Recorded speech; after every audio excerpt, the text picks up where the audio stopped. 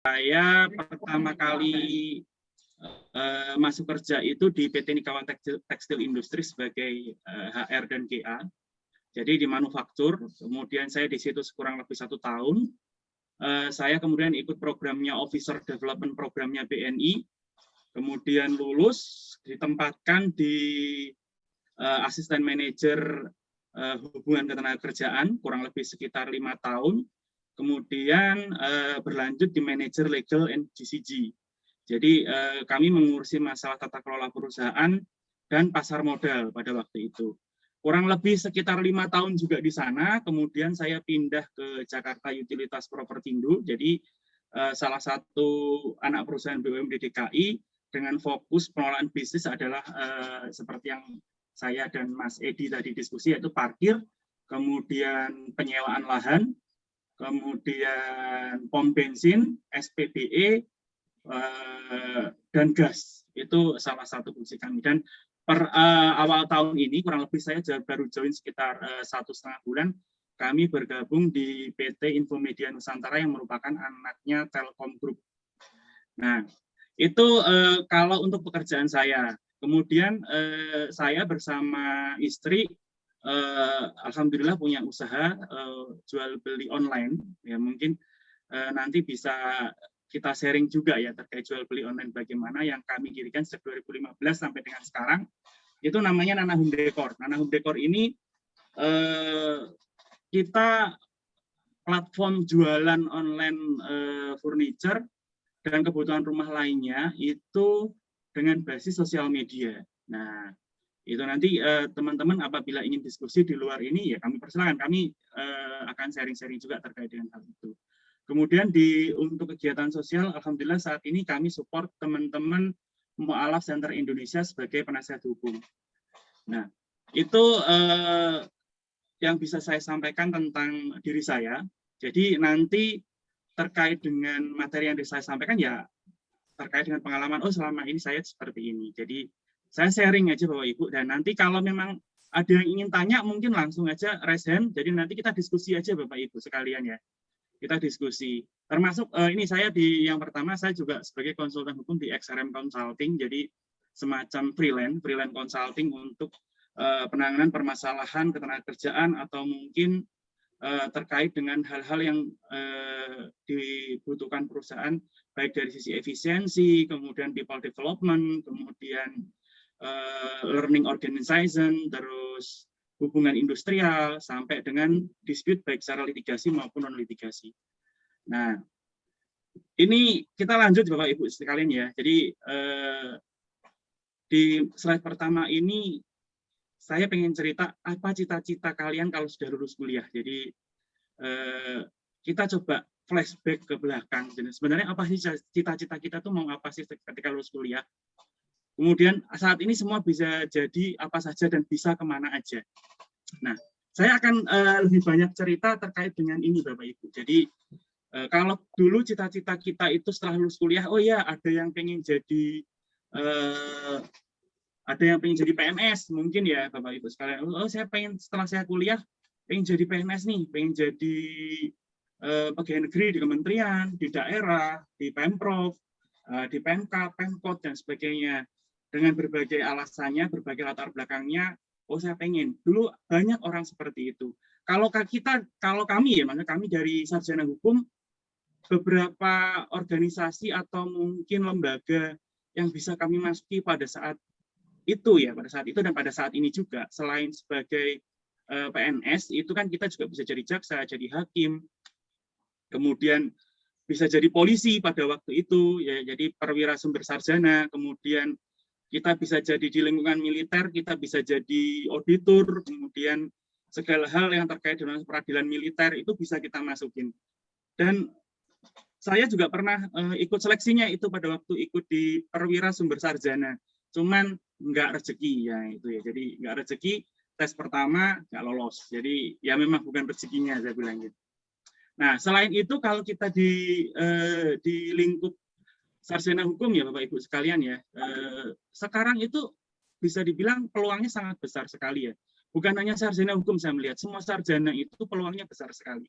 Terutama untuk masuk di level swasta ya. Jadi kalau saya melihat kalau di level untuk lembaga pemerintahan untuk menjadi ASN, aturannya masih lingkupnya masih di space-nya kecil ya. Jadi dia ada spesifikasi masih oh ya sarjana hukum, khusus sarjana hukum, oh khusus sarjana ekonomi, oh khusus sarjana pendidikan.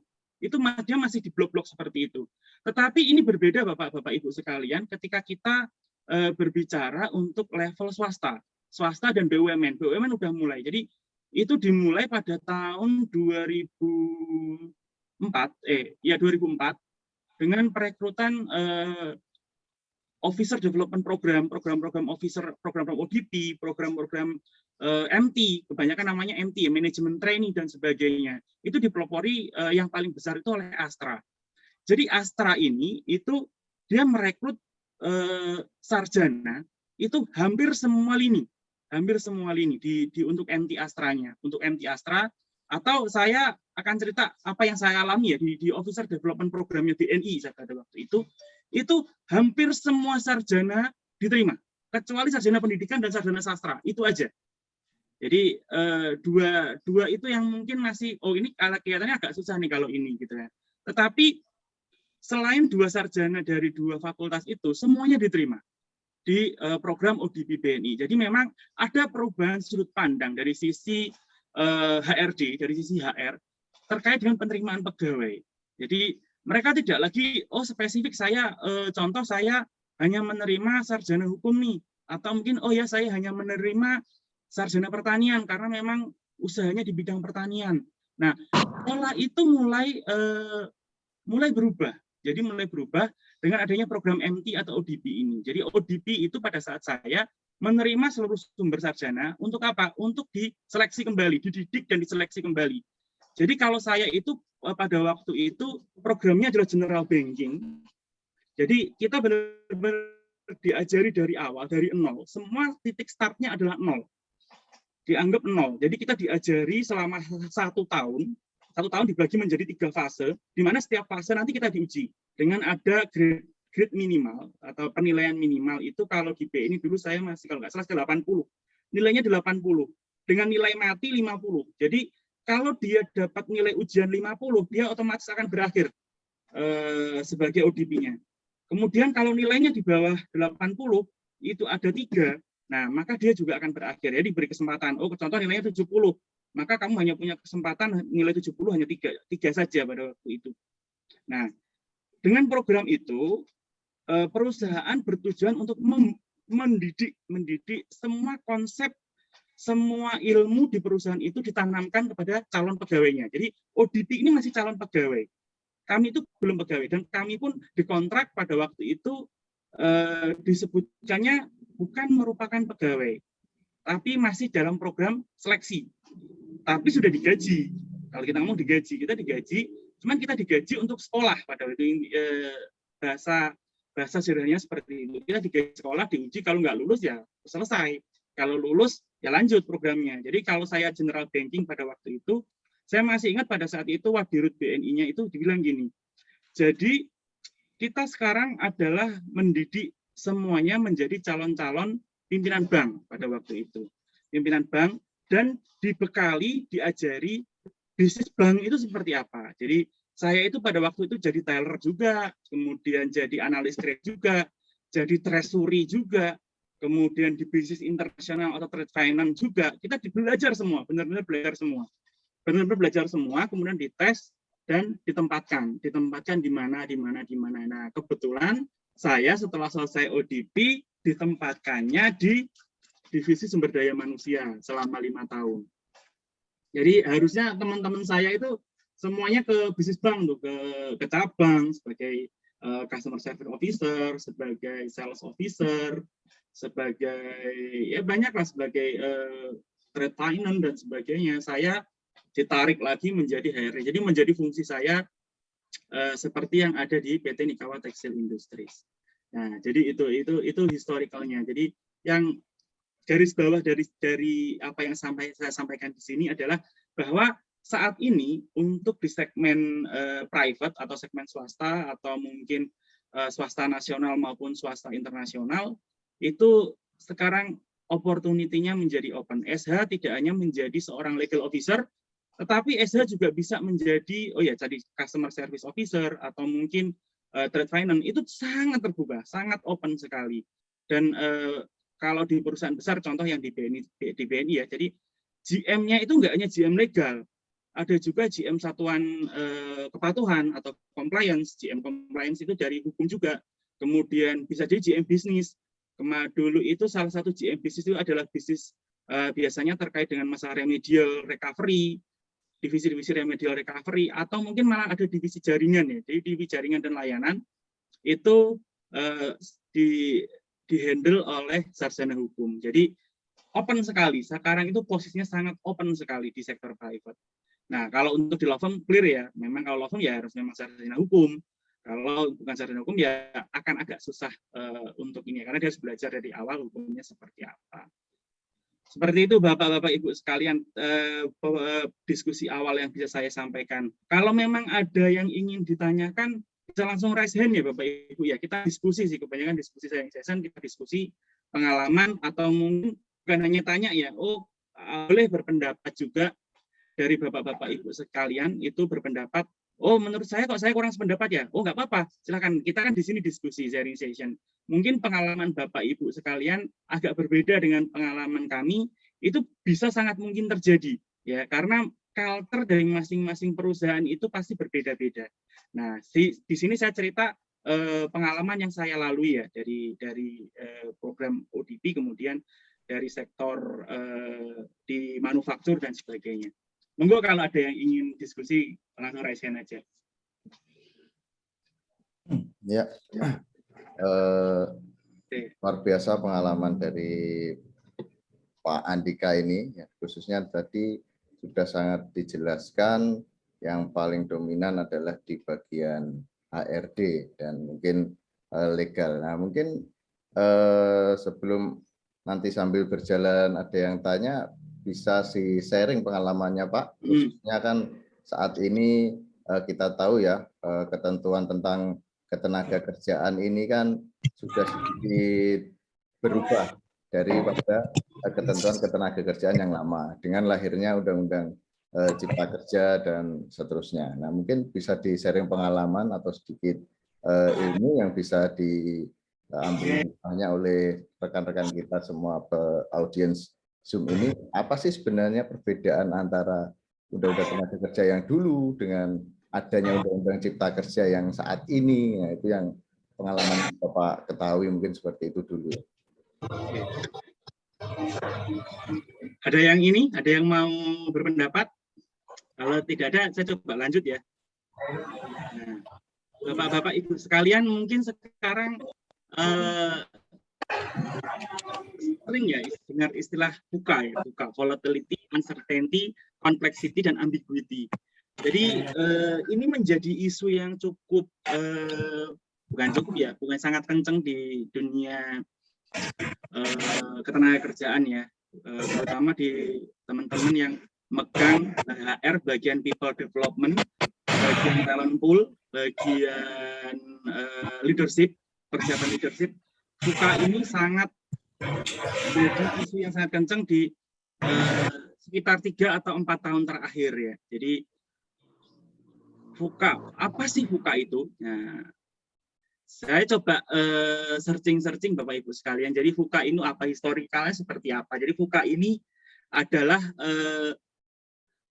muncul di teori kepemimpinannya dari Warren Bennis pada saat pelatihan kepemimpinan militer di US Army War College. Jadi ini sebenarnya berawal dari strategi militer pada saat itu. Nah, berkembang kemudian digunakan dalam menjadi salah satu pelatihan di kepemimpinan bisnis dalam penerapan perencanaan strategis. Jadi VUCA ini menjadi isu dari militer ditarik menjadi ke sektor bisnis. Itu historikalnya of VUCA. Nah, VUCA sendiri itu apa sih Bapak-Bapak Ibu sekalian? Nah, ini nih, kalau VUCA ini kita bisa bareng-bareng baca ya. Jadi ini saya juga dapat dari literatur. Yang pertama volatility, yaitu tak terduga, tidak dapat diprediksi apa yang akan terjadi di tahun yang akan datang. Nah, ini relevan sekali dengan kondisi saat ini. Jadi kita tidak pernah memprediksi bahwa COVID itu bisa sampai sedahsyat ini efeknya bagi kita ya. Nah, itu volatility, jadi tak terduga. Contoh kita pakai contoh COVID. Jadi dengan adanya COVID, perusahaan, terutama teman-teman di bidang HR, yang kerja di bidang HR harus mulai membiasakan diri bahwa kita tidak pernah tahu ke depan itu seperti apa. Prediksi mungkin bisa dilakukan, tetapi belum tentu kejadian atau mungkin ternyata berkebalikan dengan prediksi yang akan terjadi. Nah, hal-hal itu harus diantisipasi, gitu. Jadi dilakukan mitigasi. Oh, risknya apa? Risiko yang mungkin terjadi apa? Kemudian mitigasinya bagaimana? Pencegahan terhadap kejadian risiko itu seperti apa? Nah, itu harus dilakukan. Kemudian U-nya, kalau kita tadi ngomong PU-nya itu uncertainty. Jadi masa depan dengan penuh ketidakpastian.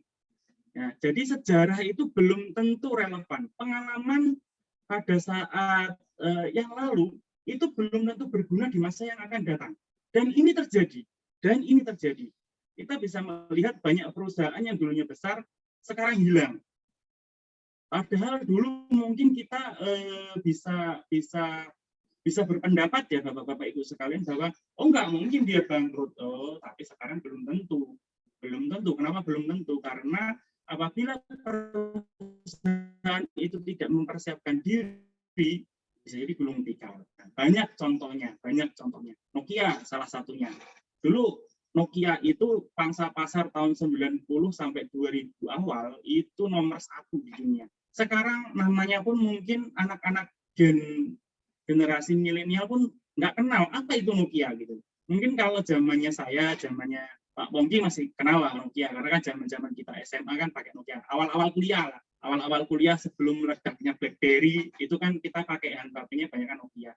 BlackBerry dengan perkasanya setelah menggeser Nokia pada waktu itu menjadi HP-nya para eksekutif muda. Jadi orang-orang yang berkantor di kantor-kantor pusat itu biasanya punya BlackBerry. Sekarang ini apa? Hilang. Bahkan aplikasinya pun hilang. Nggak pernah dipakai. Nah, jadi kita tidak bisa memprediksi. Jadi ke depan itu seperti apa? Ya memang kita punya pengalaman di masa lalu. Tapi pengalaman itu belum tentu relevan. Jadi belum tentu ya. Maksudnya belum tentu itu bukannya nggak kepakai, tapi belum tentu relevan. Nah, kebetulan juga kami berkecimpung di bidang digital marketing ya. Jadi usaha saya di Nana Home Decor itu kan bisa dibilang digital marketing salah satunya. Dulu kita tidak mengira bahwa orang itu mau jualan nggak harus punya toko. Nah, itu saya lakukan sendiri. Saya nggak punya toko pertama kali saya jualan. Jadi saya jualan pertama kali itu via Instagram. Jadi foto upload, dan alhamdulillahnya laku. Jadi kita nggak perlu lagi punya toko. Padahal salah satu kos terbesar pada saat kita itu berdagang adalah kita sewa toko. Sewa toko itu kosnya lumayan sekali, apalagi kalau tempatnya strategis. Wah, itu bisa menguras hampir 20% dari bobo kita ya, biaya operasional kita. Nah, sekarang tidak. Bapak hanya butuh, bahkan Bapak pun bisa berdagang, bisa berjualan tanpa punya produknya. Nah, ya kan? Itulah hal yang tidak bisa kita prediksi dari masa lalu ke masa sekarang. Kalau Bapak-Bapak tahu namanya program afiliasinya di Shopee itu Bapak-Ibu sekalian. Ini bukan afiliatornya Indraken ya. Afiliatornya Indraken sebenarnya hampir sama, cuma penerapannya berbeda. Kalau di sana kan, jualannya, kamu ikut training saya, ikut rekomendasi saya, ternyata ditipu gitu kan. Tapi afiliasi yang ada di Shopee, mengapa saya bilang Shopee? Karena saya mempraktekkan itu di Shopee. Jadi kita tinggal copy link, kita daftar di Shopee-nya, kita copy link, kita sebar ke medsos kita atau kita sebar ke jaringan kita, automatically setiap dagangan pembelian yang dilakukan atas link tersebut kita dapat komisi. Dan komisinya itu bervariasi dari 1% sampai dengan 50% dari total penjualan, tergantung produknya, gitu loh. Kalau produknya itu sampai 50%, berarti penggelembungan harganya itu tinggi sekali. Gitu. Jadi ini terjadi Bapak-bapak Ibu sekalian. Gitu. Ini terjadi dan kita itu harus siap. Kita harus siap. Oh, sekarang itu jualan nggak perlu punya barang ya. Yang penting punya jaringan sosial media. Gitu. Itu terjadi dan saya praktekkan sendiri gitu. Dengan program afiliasi ini, saya dapat lumayan pada waktu sebulan itu lumayan. Itu ditransfer dari Shopee ke saya, Shopee ke saya, Shopee ke saya. Itu cukup mengurangi ongkos produksi kami pada waktu itu ya. Nah, itu terkait dengan perkembangan yang saat ini. Lanjut ke C-nya, complexity. Dunia modern lebih kompleks dari sebelumnya. Masalah dan akibat lebih berlapis, berjalin, berkelindan, dan saling mempengaruhi. Situasi eksternal yang dihadapi semakin rumit Bapak Ibu sekalian. Nah, kalau Bapak Ibu sekalian itu membaca media yang lagi booming saat ini, tahu nggak apa yang lagi booming saat ini terkait dengan masalah kompleks ya. Jadi kalau Bapak-bapak buka Detik, buka Kompas saat ini, saya buka Kompas semalam, saya tahunya semalam, itu adalah terkait dengan masalah Holy Wings. Holy Wings menggunakan media promo minuman keras dengan nama Nabi dan nama Maria. Nabi Muhammad yang ngomongnya. Dia promonya adalah gini, promonya adalah bahwa kalau kamu datang ke Holy Wings, kalau kamu namanya Muhammad, kamu free minuman beralkohol. Demikian juga yang namanya Maria, dia free minuman beralkohol. Nah, karena ini relevan dengan pekerjaan yang saat ini saya tangani, jadi ini agak make sense sebenarnya. Saya bisa cerita dari sisi legalnya. Nah, ini saya nggak tahu ya, apakah ini settingan agar dia dapat atensi atau bagaimana. Kita tidak berpikir ke arah sana. Walaupun saya berpikir, oh ini cari atensi sebenarnya, cari atensi. Karena kan dunia saat ini kan orang mencari perhatiannya dengan cara-cara seperti itu. Mencari perhatiannya dengan cara-cara seperti itu. Memancing massa, memancing orang untuk bereaksi, agar apa? Dia dapat atensinya. Nah, kebanyakan yang saat ini seperti itu. Nah, tetapi kalau ditilik lebih dalam dari sisi legal, saat ini dalam waktu 1 hari, proses penyelidikan udah masuk ke penyidikan. Karena ini jadi atensi.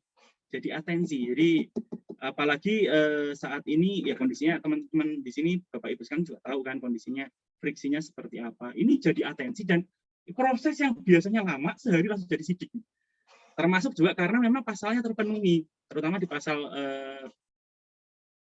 apa itu yang saya baca tadi, penistaan agama. Dan kalau dia ditarik ke Undang-Undang ITE, dia juga kena. Gitu loh. Dan pasalnya paling berat sebenarnya di Undang-Undang ITE sih sebenarnya kalau kita ngelihat ya. Nah, hal-hal ini semakin kompleks. Padahal itu kan kita tinggal buat, kita materinya dibuat, diupload, memantik tanggapan yang sangat ekstrim, mungkin ya sangat ekstrim karena mungkin dia dicaci dan sebagainya. Kemudian diturunkan, dinaikkan permintaan maaf. Nah, kemudian manajemennya ngomong, oh itu bukan persetujuan saya. Nah, kita tidak tahu ini internal seperti apa, tapi kita melihat bahwa dia itu sebenarnya mancing atensi dengan postingan itu. Cuman nggak tahu apakah itu ditimbang apa tidak dengan resiko hukum yang mungkin terjadi, kemudian resiko reputasi yang bisa terjadi atas postingan itu. Nah, itu saya tidak tahu, tapi itu sudah terjadi di Holy Wing. Kemudian kita bicara kemudian di ambiguity. Ambiguity apa? Lingkungan bisnis semakin membingungkan, tidak jelas, dan sulit dipahami. Setiap situasi dapat menimbulkan banyak penafsiran dan persepsi. Jadi kita tidak tahu, masih sulit ya, bukannya tidak tahu ya. Sulit bukannya tidak bisa diselesaikan, tetapi daripada yang kemarin itu kondisi saat ini itu lebih susah untuk mencari solusinya. Mungkin secara sederhananya seperti itu ya Bapak Ibu sekalian. Jadi lingkungan bisnis itu membingungkan, tidak jelas. Nah, ini juga sepengalaman saya dan beberapa kali kami memperhatikan dan menganalisis pola-pola digital marketing yang ada saat ini, itu tingkat perubahannya itu sangat signifikan dan sangat drastis. Jadi kalau Bapak-Bapak Ibu di sini ada yang jualan online atau jualan, lah kita ngomong jualan ya, pola-pola jualan ini tidak bisa ditebak lagi. Platformnya juga tidak bisa ditebak. Saya bahkan sekarang itu mengalami saya lagi menganalisis apakah saya kan basisnya jualan lewat Instagram ya. Apakah Instagram itu sudah tidak dipakai lagi ya sekarang itu? Karena memang ada pola penurunan yang cukup signifikan ya bagi kami ya. Tetapi ketika saya pelajari saat ini platform-platform media yang sering dipakai itu adalah nomor satunya tetap Facebook, yang keduanya adalah tetap Instagram. YouTube, Instagram itu saling melengkapi satu duanya. Tetapi yang menyodok ke level atas adalah sekarang adalah TikTok. TikTok itu gila. Jadi selain saat ini yang bersangkutan, kebetulan kemarin saya sudah berdiskusi dengan manajer partnership-nya TikTok. Dia mau diskusi dengan saya terkait dengan masalah digital marketing pada waktu itu. Dia bilang gini, pola platform digital marketing yang terutama marketplace ya, marketplace saat ini mulai mengurangi budget bakar uang. Kalau kita nyebutnya bakar uang ya, promo dan sebagainya, dia mulai mengurangi. Itu terjadi di Tokped dan Shopee ya. Itu dia mulai mengurangi dan mulai menaikkan prosentase bagi hasil atau mungkin prosentase bukan kewajiban, kita ngomong tarif penjualan di Shopee maupun di Tokopedia. Itu nilainya bervariasi dari 1,5% sampai dengan 3%, bahkan ada sampai 10%. Nah, dia mulai naik, kemudian pola-pola free ongkirnya mulai dikurangi. Nah, itu yang membuat penjualan kami, ini saya langsung sharing usaha saya, penjualan kami di Shopee maupun di Tokped itu berkurang. Karena itu tadi program free ongkirnya berkurang. Ya, kalau dulu itu zaman Shopee masih baru, mungkin kita semua ingat ya, orang beli di Shopee itu free ongkir, Pak. Beneran, itu free ongkir. Free ongkir sampai dengan 20.000. Jadi beli barang 10.000, free ongkir sampai dengan 20.000. Dan itu real, barangnya dikirim. Nah, ini sih sebenarnya bukan apa-apa ya, belum apa-apa bila dibandingkan dengan barang-barang sebetulnya apa ya, yang direct dari Cina ke sini. Saya itu kemarin beli softcase HP. Softcase HP harganya 49.000, free ongkir, dikirim dari Cina. Nah, jalan kalau waktu kalau saya dulu main di mana Alibaba ya. Alibaba itu kan Alibaba, atau mungkin kalau yang dulu itu apa ya, saya lupa karena udah nggak buka lagi. Kalau dulu kita nyari barang itu di luar itu ongkirnya itu bisa hampir 50% dari harga barang dulu, dan sekarang itu free. Gila kan? Gila. Jadi pola bisnis sekarang itu orang akan melakukan apapun untuk mengenalkan barangnya dia. Nah, untuk agar apa? Agar konsumen lihat dulu. Sekarang itu seperti itu. Dan itu adalah bisnisnya bukan mencari untung, tapi malah dia itu bakar uang, kalau kita nyebutnya bakar uang. Jadi kadang nggak make sense, orang kok jualan kok gitu ya. Bahkan Bapak Ibu sekalian, kalau kita perhatikan di Shopee ya, zaman dulu ya, kaos itu harganya 15.000, kaos harganya 10.000 itu ada. Di TikTok itu ada, sepatu harganya 50.000 itu ada gitu. Nah, cuman sekarang udah mulai tereduksi ya, karena teman-teman dari pajak itu sudah mulai melirik hal itu, karena memang omsetnya itu nggak ngira lah, orang itu nggak ngira, orang jualan di Instagram, orang jualan di TikTok, omsetnya bisa ratusan juta per bulan, itu orang masih banyak yang nggak ngira. Nah, kalau kita cerita di digital marketing di online ini, kita bisa analisis saya, ini baru analisis saya ya, itu pola pergerakannya itu udah beda.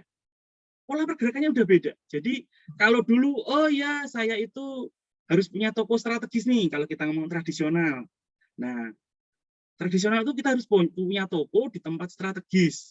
Agar apa? Agar mudah dilihat orang, agar mudah diakses orang, sehingga orang itu datang. Itu pola tradisional. Melonjak ke pola online. Pola online itu adalah, oh yang penting barangmu bagus, oh yang penting barangmu menarik, oh yang penting barangmu murah.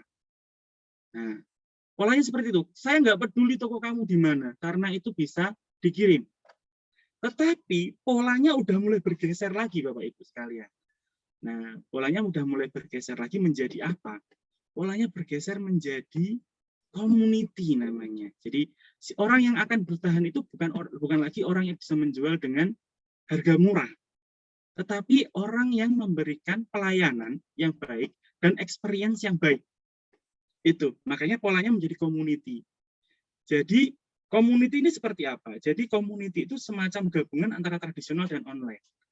Karena di online ini kejadian banyak juga kejadian bahwa ternyata barangnya tidak sesuai, ternyata dia ditipu, orang ini kan membawa dampak psikologis kepada konsumen untuk dia, kalau saya mau beli online saya harus pastiin dulu barangnya bagus.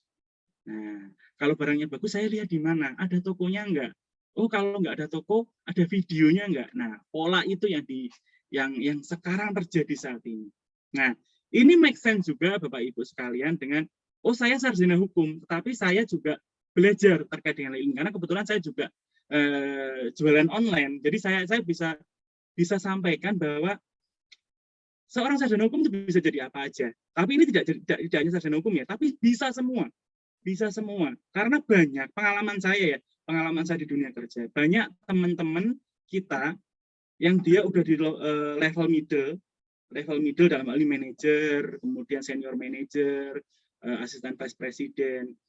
Dia tidak lagi, saya tuh nggak mau lah kerja dari pagi sampai malam, karena kebetulan pada waktu itu kami di bank ya, kerja dari berangkat jam 6, sampai rumah jam 9, jam 10, setiap hari. Dia udah bosan dengan hal itu, udah saya kerja di rumah aja deh.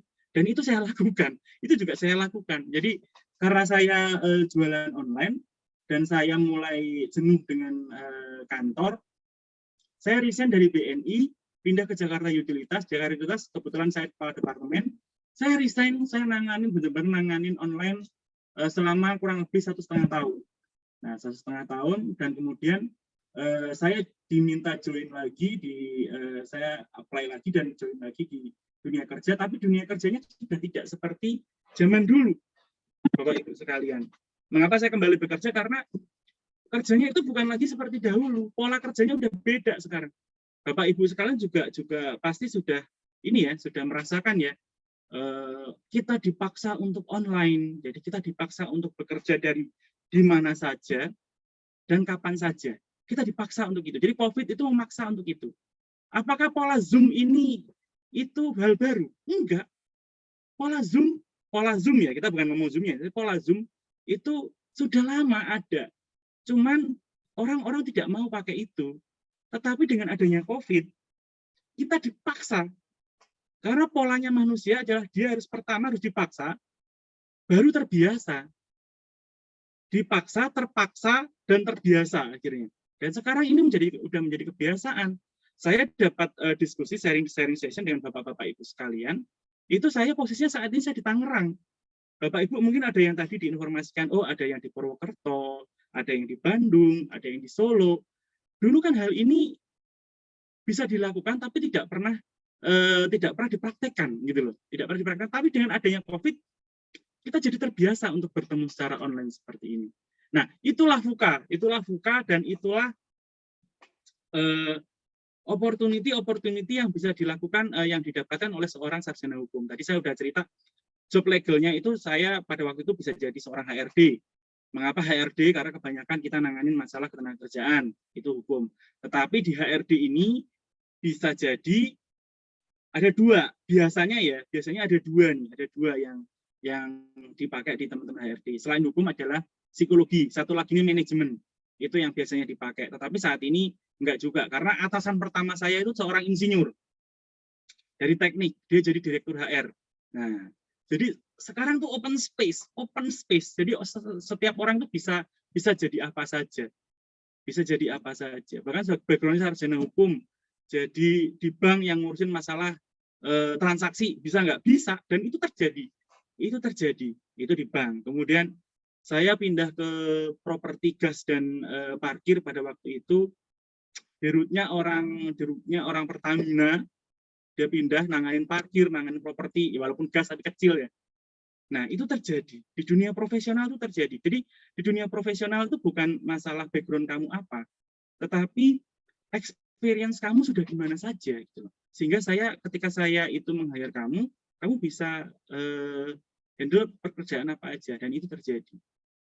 Nah, itu terkait dengan VUCA dan pengalaman-pengalaman saya yang bisa saya sharing. Kalau ada Bapak Ibu yang pengen tanya atau pengen berpendapat atau ingin juga sharing, kami persilahkan Bapak, monggo.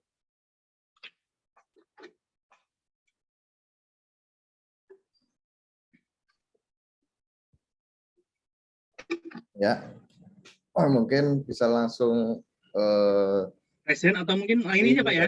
Atau open mic, silahkan. Sebelum lanjut ke materi selanjutnya, kita sambil mengalir saja diskusinya. Kemungkinan ini masih belum menghangat ini Pak Andika. Halo, isu yang Mas Pongki. Ya, Mas Pongki. Monggo Mas Ferry, monggo. Iya, boleh bertanya satu hal. Monggo Mas Ferry, silakan. Ini Mas Ferry dari Rumah Sakit Muhammadiyah Gombong. Ya. Terima kasih Mas Andika ya. Ya. Ya, ini ada satu pertanyaan. Apabila di sebuah institusi, taruhlah kayak di rumah sakit, itu ada suatu kejadian dalam tanda kutip mungkin kriminal lah tergolongnya itu, tetapi kita mencurigai itu adalah oknum pegawai, sebaiknya kita yang kita lakukan itu apa harus langsung ke polisian atau pendekatan persuasif terlebih dahulu, sebaiknya seperti apa? Padahal kita kalau di CCTV sudah jelas ya, itu sebaiknya langkahnya seperti apa? Soalnya kalau seperti itu langsung ke kepolisian, ya, itu juga sangat mempengaruhi situasi psikologi yang ada di dalam rumah sakit. Bagaimana?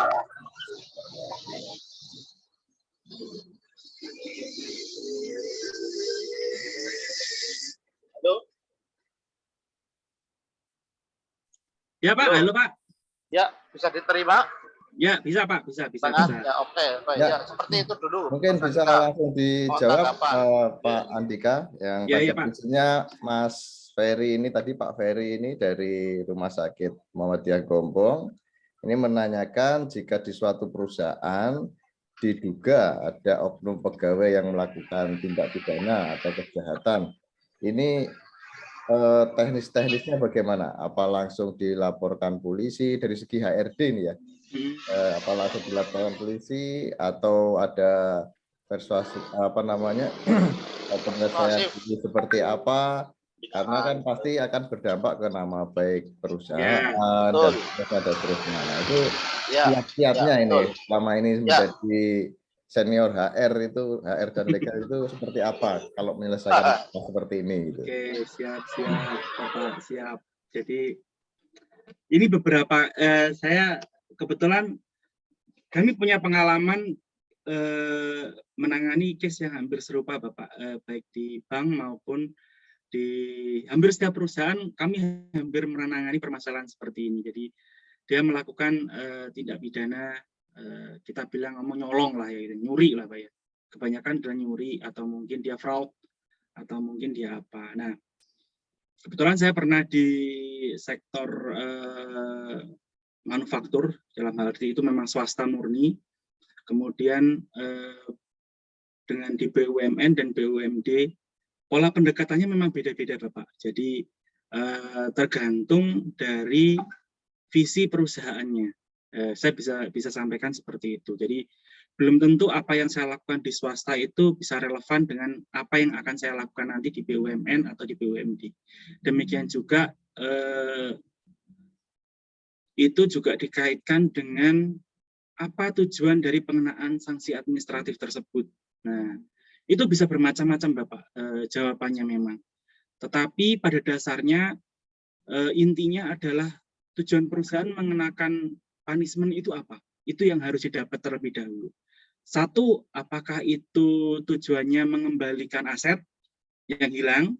Kemudian yang kedua adalah apakah tujuannya memberikan shock terapi agar kejadian itu tidak terulang lagi. Nah, yang keempat, kadang ada perusahaan juga yang ngomong bahwa ya udahlah, yang penting cepat selesai, gimana caranya. Ada juga yang seperti itu. Jadi dalam menangani klien kami selalu tanyakan itu, Bapak. Tanyakan itu. Terkait dengan hal ini bagaimana, Bapak? Nah, memang sebagian besar cenderung menghindari adanya pidana. Memang sebagian besar ya, Bapak ya. Sebagian besar menghindari ini diproses menjadi pidana. Mengapa? Karena kalau itu sudah berhubungan dengan APH, aparat penegak hukum, ada konsekuensinya. Ada konsekuensinya, Bapak Ibu sekalian. Satu, konsekuensinya terkait dengan masalah pemeriksaan. Itu masalah waktu. Ya, saya nggak ngomong masalah lain ya, tapi masalah formalnya saat ini adalah masalah waktu biasanya. Jadi top manajemen itu kebanyakan agak males. Jujur aja saya langsung cerita, top manajemen itu kalau dia diperiksa polisi itu agak males, jujur aja, gitu loh. Jujur aja. Mungkin makanya dia, yaudahlah Mas, tolong diselesaikan lah gimana caranya. Yang penting saya jangan dipanggil. Ada yang seperti itu klien kami. Kemudian ada yang saya mau dia di PHK. Biar apa? Jadi shock terapi. Ada yang seperti itu. Tetapi ada juga yang jalurnya lewat polisi, ada yang jalurnya tetap kita via internal. Ada. Nah, sama Pak, walaupun kami di salah satu bank itu, kita jangan, ya udah dipecat-pecat aja. Gitu loh. Saya pengen ini menjadi learning menjadi pelajaran bagi pegawai lain, agar dia tidak melakukan hal ini. Tetapi kita menghindari untuk itu masuk ke ranah pidana.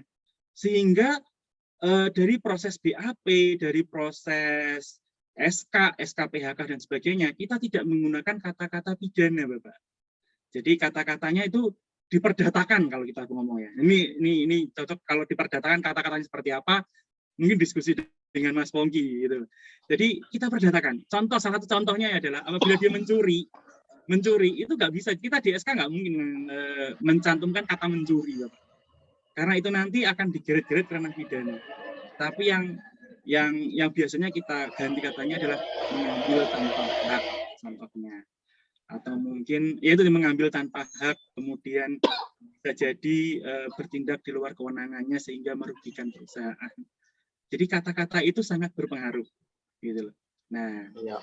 Itu nanti akan, ya itu tadi Pak, jawabannya adalah tergantung, tetapi pada dasarnya kalau memang tujuannya memberi shock terapi, dilihat dulu semangatnya manajemen. Semangatnya manajemen adalah, kalau saya tidak, saya berani, saya diperiksa nggak apa-apa.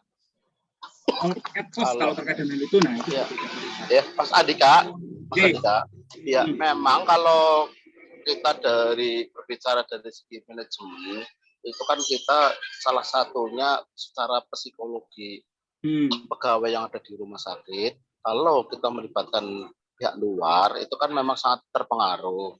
Seolah-olah seperti ada apa kok gede banget masalahnya, gitu kan.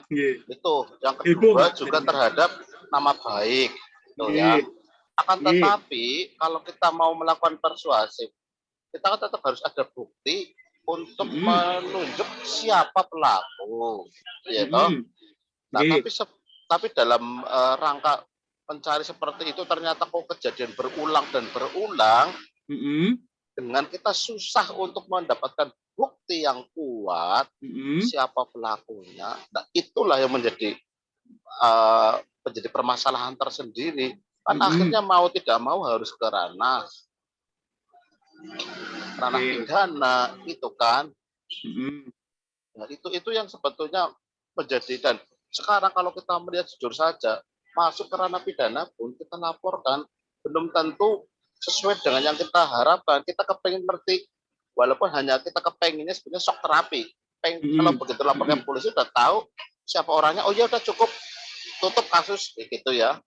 Tapi kan ternyata dalam prosesnya di kepolisian itu sendiri kan tidak mudah. Begitu lama hasilnya tidak bisa kita dapatkan dengan cepat. Ya kan, dan yang dikhawatirkan kita kejadian itu selalu berulang dan berulang lagi. Karena apa? Orang akan menganggapnya, oh ternyata di kepolisian juga susah, nggak bisa. Berarti kan aku lebih pinter, ya kan seolah-olah seperti itu, lebih lihai. Nah, itu yang menjadi pusing manajemen itu kayak gitu. Kita mau langsung ambil orangnya, tapi kita kurang cukup bukti, kayak gitu kan. Tetapi kalau kita ranahkan pidana, yaitu tadi prosesnya cukup panjang dan harus ada dalam tanda kutip, mohon maaf, harus ada dorongan lain dalam bentuk lain, itu menjadi masalah. Nangkep Pak, saya nangkep, dan itu terjadi Bapak, dan itu terjadi. Iya, kalau nggak kita dorong penyidikan itu ada ininya, ada dorongannya. Itu makanya dorongannya pun nggak bisa ceret nggak bisa, harus dorongannya langsung sekali tendang besar gitu. Itu kan padahal apa yang nilai yang dipermasalahkan dengan untuk dorongnya itu tidak sebanding. Jadi dorongannya Pak ya. Tidak sebanding itu loh. Bikin jadi masalah, apa yang harus dilakukan sih? Ya Bapak Ibu. Baiknya seperti apa? Memang kalau terkait dengan hal itu Bapak, memang menjadi tantangan tersendiri bagi teman-teman di bidang HR, yaitu terutama untuk mencari evidence atau alat bukti apa yang bisa kita gunakan untuk mendorong yang bersangkutan bisa di PHK. Contohnya kan pada dasarnya kan seperti itu. Nah, saya izin sharing pengalaman ya Bapak ya. Ini sebenarnya saya pengen sharing pengalaman pada waktu kemarin diskusi IKF, cuman nggak ada waktu. Nah, jadi itu kejadian di salah satu perusahaan yang kami tangani, itu laporannya adalah terjadi pelecehan seksual, Bapak. Jadi salah satu klien kami, sama pertanyaan seperti Bapak tadi. Jadi, Pak, kita ada laporan pelecehan seksual, tapi tidak ada buktinya, Bapak. Nah, tapi orang-orang itu udah menunjuk batang hidungnya, dia itu melakukan itu. Yang kami lakukan yang pertama adalah kalau kita langsung masuk ke perusahaan itu agak susah karena dia adalah top manajemennya, salah satu top manajemen Pak. Jadi dia salah satu di top manajemen, tapi bukan dia yang paling atas ya, masih ada di rootnya. Cuman pada waktu itu di root berarti middle. Satu tier lah ya, satu tier Pak, satu tier di bawah top CEO Pak. GM lah, kita ngomong GM Pak, GM. Ya. Di salah satu perusahaan. Kejadian itu berulang kali terjadi, diindikasikan dengan adanya banyaknya karyawan di unitnya dia yang mundur. Karyawati, mohon maaf Pak ya. Karyawati yang mundur di unitnya dia. Nah, kemudian, Mas ini bagaimana ya? Salah satu klien kami pada waktu itu tanya, Bapak ada sarana pelaporan apa yang ada di perusahaan? Memang ini butuh waktu, Pak, karena kita harus launching dulu programnya, baru muncul, baru ditindaklanjuti. Nah, yang kami lakukan pada waktu itu, saya sampaikan kepada CEO-nya, Pak, Bapak bikin namanya whistleblower, Pak. Saya bilang gitu. Whistleblower system, di mana laporan itu langsung ke Bapak, untuk mendapatkan informasi awal sebelum dilakukan penindakan. Oh, itu mekanismenya bagaimana, Mbak? Ya, saya tanya mekanisme whistleblower, bikin sistem, nanti itu langsung ke Bapak, nanti Bapak buka, nanti bagaimana, serahkan ke tim audit, kemudian audit akan mengambil tindakan, sehingga pengkotakan si GM ini, itu ada reason-nya. Nah, itu yang insight yang saya sampaikan kepada CEO-nya pada waktu itu. Oke, dibuka namanya whistleblower to CEO. WBS ini dimunculkan, disebarkan ke semua pegawai di perusahaan tersebut, kemudian dilakukan sosialisasi kurang lebih 1 bulan lah, mulai muncul Pak laporan, ya laporan fraud, laporan ini. Nah itu pun banyak kategorisasinya Pak. Jadi saya nggak ngomong whistleblower-nya seperti apa, karena itu kalau kita ngomong itu bisa seharian nggak selesai Pak. Nah di WBS ini sebagai salah satu fungsi penyampaian laporan. Nah saya sampaikan ke situ kepada CEO-nya. Oke. Nah, muncul salah satu laporan, ini laporannya full disclosure Pak sampean. Gila, pelaporan saya menurut saya berani banget ini Pekaryawati ini. Dia nyampaikan whistleblower ke CEO, ke top manajemen, kemudian salah satunya dia full disclosure, jadi dia menyebutkan nama saya siapa, NIP saya seberapa, saya divisi mana, alamat saya di mana. Disebutkan bahwa saya telah mendapatkan perlakuan yang mengarah ke pelecehan seksual. Jadi ini pelecehan Pak, bukan tindakan asusila, tapi pelecehan. Nah, dari dia itu pada waktu mengaku bahwa saya dipegang bagian, mohon maaf, dada saya, kemudian bagian bokong saya. Dia ngomong itu dengan clear. Nah, dari situ kita lakukan konfirmasi, kemudian si GM-nya ini kita kotakkan, Pak. Kalau bahasa kerennya dikotakkan. Dikotakkan itu ditarik, distaffkan menjadi staf biasa, tidak punya kewenangan.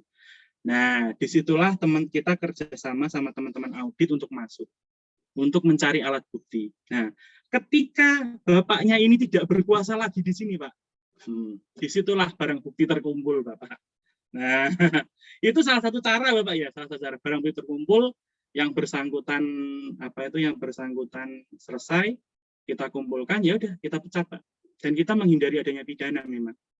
Dan pada waktu itu GM-nya nggak terima atas surat pemecatan kita. Saya selesai jadi konsultan di situ, saya dipanggil lagi, Pak. Dipanggil lagi karena apa?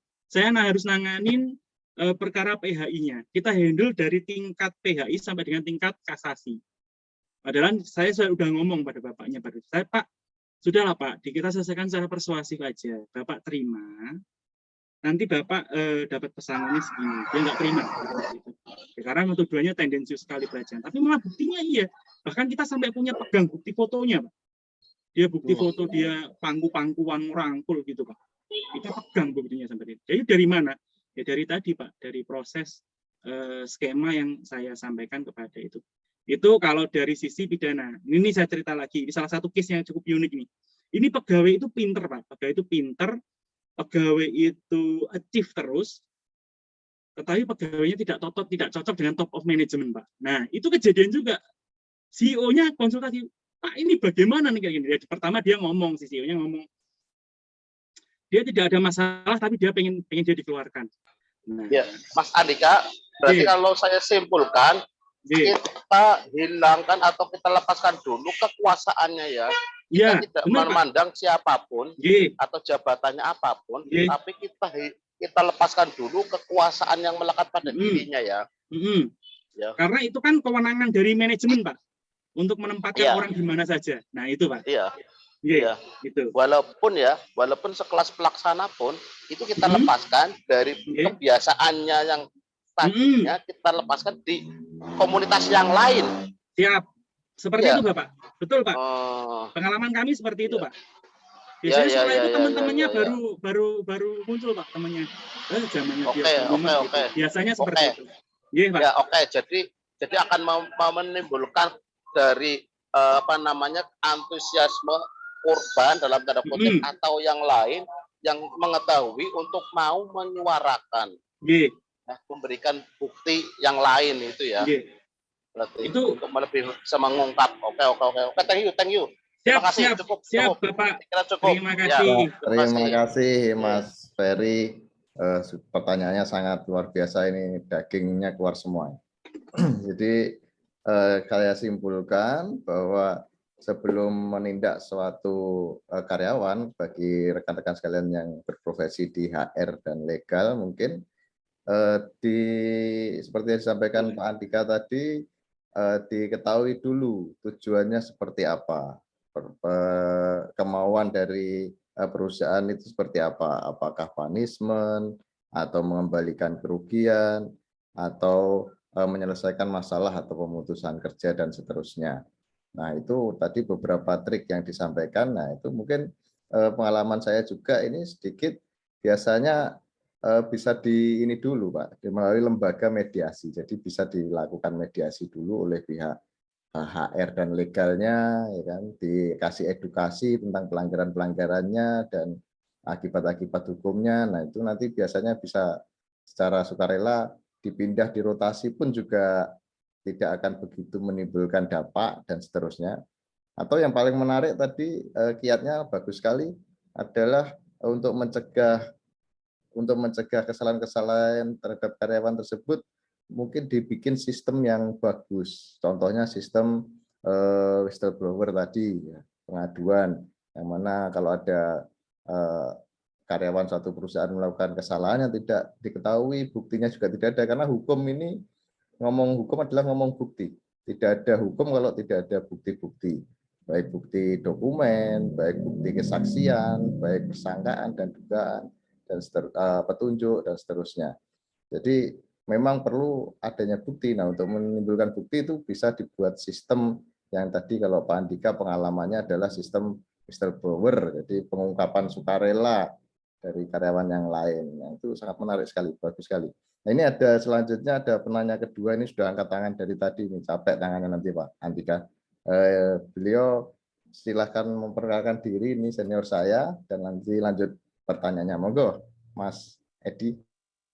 Oke, selamat siang Mas Pongki, Mas Andika, dan teman-teman semua. Terima kasih buat waktunya. Perkenalkan, nama saya Edi Purwoko. Saya FH masuk 2001, lulus 2006. Kakak kelas lah. Cuman kalau pengalaman mungkin belum saya kakak kelas mereka lah. Saya senior. Jadi sedikit sharing aja sih. Mungkin kalau kita bicara masalah hukum di dunia pekerjaan. Tadi seperti kata Mas Pongki di awal, saya menarik sekali bahwa hukum itu luas ya Mas Pongki ya. Cuman di sini mau saya tambahin bahwa hukum itu luas dan luas sebenarnya. Ketika kita sudah berada di lapangan seperti itu. Seperti kasusnya Pak Ferry tadi. Mungkin sebagai contoh, saya di 2007 masuk di PT Typhoon Tech Indonesia sebagai personalia bahasanya waktu itu. 2007 masuk personalia, satu-satunya personalia yang diangkat dari FH, langsung hadapi kasus PHK Mas Andika. PHK waktu itu PHI baru ada 2004 ya. Nah, cuman saya 2004 jujur saya sudah nggak dapat PHI karena mungkin PHI itu efektif baru perkuliahan itu 2005. Makanya kita sebagai orang hukum karena sudah di lapangan ya mau nggak mau harus belajar lagi seperti itu. Makanya hukum itu luas dan luas. Makanya dibutuhkan SDM dari FH itu harus mau berkembang. Apalagi sekarang untuk HR sendiri sudah ada Undang-Undang Cipta Kerja nih yang ke depan pasti akan diimplementasikan kan seperti itu. Dan banyak banget lah case-nya. Terus menanggapi juga kasus Pak Ferry, saya sebenarnya juga ada kasus lah. Jadi, 2 kasus lucu sebenarnya di waktu saya di perusahaan saya di Solo. Yang pertama mungkin kasusnya sama-sama karyawan ini fraud seperti itu. Jadi terindikasikan mengambil uang perusahaan atau boleh dikatakan penggelapan ya. Nah, waktu itu ini yang saya lakukan sih ya, seperti kata Mas Andika mungkin bisa saja tidak bisa dilakukan di orang lain kan gitu. Waktu itu yang kita lakukan adalah berhubung waktu itu saya yang diindikasikan pelaku ini adalah GM dan supervisor akunting malah, termasuk ya middle management lah. Saya sendiri kalau secara manajemen waktu itu ya di bawahnya lah harusnya ya. Cuman waktu itu saya mendapat kuasa dari owner untuk menginvestigasi seperti itu. Jadi yang saya lakukan waktu itu adalah kita bentuk tim, ada 2 tim akunting dan 2 tim orang legal. Nah, yang kami lakukan adalah waktu itu case di cabang Surabaya. Kita berangkat ke Surabaya, dari akunting ini audit dulu, audit keuangan, seperti itu. Setelah audit keuangan, lapor ke kami. Nah, yang kami lakukan adalah investigasi. Jadi kami 2 orang investigasi ini, satu ya kayak di film-film lah, bad cop and good cop. Dan kebetulan saya menjadi bad cop-nya nih. Yang marah-marahin orangnya, yang pokoknya gimana mencoba memperoleh pengakuan. Kan seperti itu. Ya akhirnya memang kami memperoleh pengakuan itu setelah dilakukan investigasi selama kurang lebih 3 jam, baru akhirnya memperoleh pengakuan. Cuman memang dari manajemen kami diusahakan tidak masuk ke ranah pidana, karena ya pastilah satu waktu, yang 2 costly. Betul nggak Mas Andika? Costnya kan, nah seperti itu. Akhirnya solusinya ya udah, ketika sudah ada pengakuan, intinya gimana uang balik, akhirnya ya buat perjanjian sih pada intinya, bahwa dia akan mengembalikan uang itu dalam jangka waktu sekian dengan jaminan sekian senilai indikasi uang yang telah diambil. Nah, seperti itu yang pernah saya lakukan Mas Andika. Mungkin bisa dicoba juga kan seperti itu. Karena kalau dari Pak Ferry tadi kan masih susah nih untuk evidence-nya nih. Coba dilakukan investigasi dulu seperti apa. Siapa tahu kan kalau ada pengakuan kan lebih enak lagi tuh. Tinggal kita mau dorong kemana kan, bisa kita ancam ke pidana. Karena rata-rata jujur aja, kalau orang-orang pekerja itu pasti takut lah kalau ancaman penjara seperti itu kan. Iya, Mana benar ada sekali, orang Mas. yang mau dipenjara sih. Iya kan, walaupun buat diancam aja, pada akhirnya uang kita memang kembali. Nah, yang kedua lucu lagi nih, ada kasus penggelapan yang di Solonya. Perempuan pelaku, Mas. Ownernya minta, oke ini pidana. Sudah saya laporkan ke Polsek waktu itu. Sudah proses dan saksinya adalah salah satu karyawan dari mamahnya owner saya. Nah, berhubung saksi ini takut, owner saya dimarahin mamanya, akhirnya apa? Suruh nyabut laporan, bayangin. Padahal itu alat bukti sudah jelas, sudah ada bukti transfer yang dia gelapkan dan sebagainya sudah jelas. Akhirnya ya Pak, kembali lagi mengurangi costly, ya udah kita lakukan prosesif, saya ke rumahnya dan sebagainya. Ya akhirnya dia mengakui dan nggak mau dipenjara. Akhirnya seperti tadi dia buat perjanjian untuk mengembalikan walaupun secara dicicil seperti itu. Nah itu sedikit contoh tindakan yang saya lakukan sih. Seperti itu. Terima kasih mungkin buat sharingnya Mas Andika. Terima kasih waktunya buat Mas Pongki juga dan teman-teman. Ya. Terima kasih. Siap, mantap sekali Ya, ini mantap. senior kami ini. Beliau sudah sangat berpengalaman juga, bersedia berbagi pengalamannya di sini, sharingnya. Jadi luar biasa. Pada prinsipnya itu memang pressure di bagian HRD itu adalah bagaimana agar tidak melakukan pemutusan hubungan kerja atau PHK ya. Syukur-syukur mau resign. Nah, mungkin tadi dari pengalamannya Mas Edi itu bagaimana caranya dari bagian HR dan legal itu melakukan investigasi sehingga orang tersebut mengakui kesalahannya, bersedia untuk mengembalikan kerugian tanpa masalah yang baru, karena kalau sudah resign itu tidak menimbulkan masalah, di samping juga efisiensi. Nah, itu memang pressure di dunia kerja di bagian HR dan legal. Bahkan saya pun juga merasakan itu kalau ada yang nakal-nakal itu, waduh, pusingnya minta ampun. Nah, ini luar biasa ini sharing-sharing pengalamannya. Nah, mungkin ada tambahan dari Pak Andika mengenai poin-poin tersebut. Saya sangat sepakat sekali sih, Mas. Saya sangat sepakat sekali. Saya titik bawahi tadi yang disampaikan Mas Edi bahwa kita harus luas. Salah satu luasnya adalah begini. Jadi kalau bapak-bapak di sini ada yang HRD atau apa, kalau bingung bisa kontak kita. Itu kan Mas Pongki ya.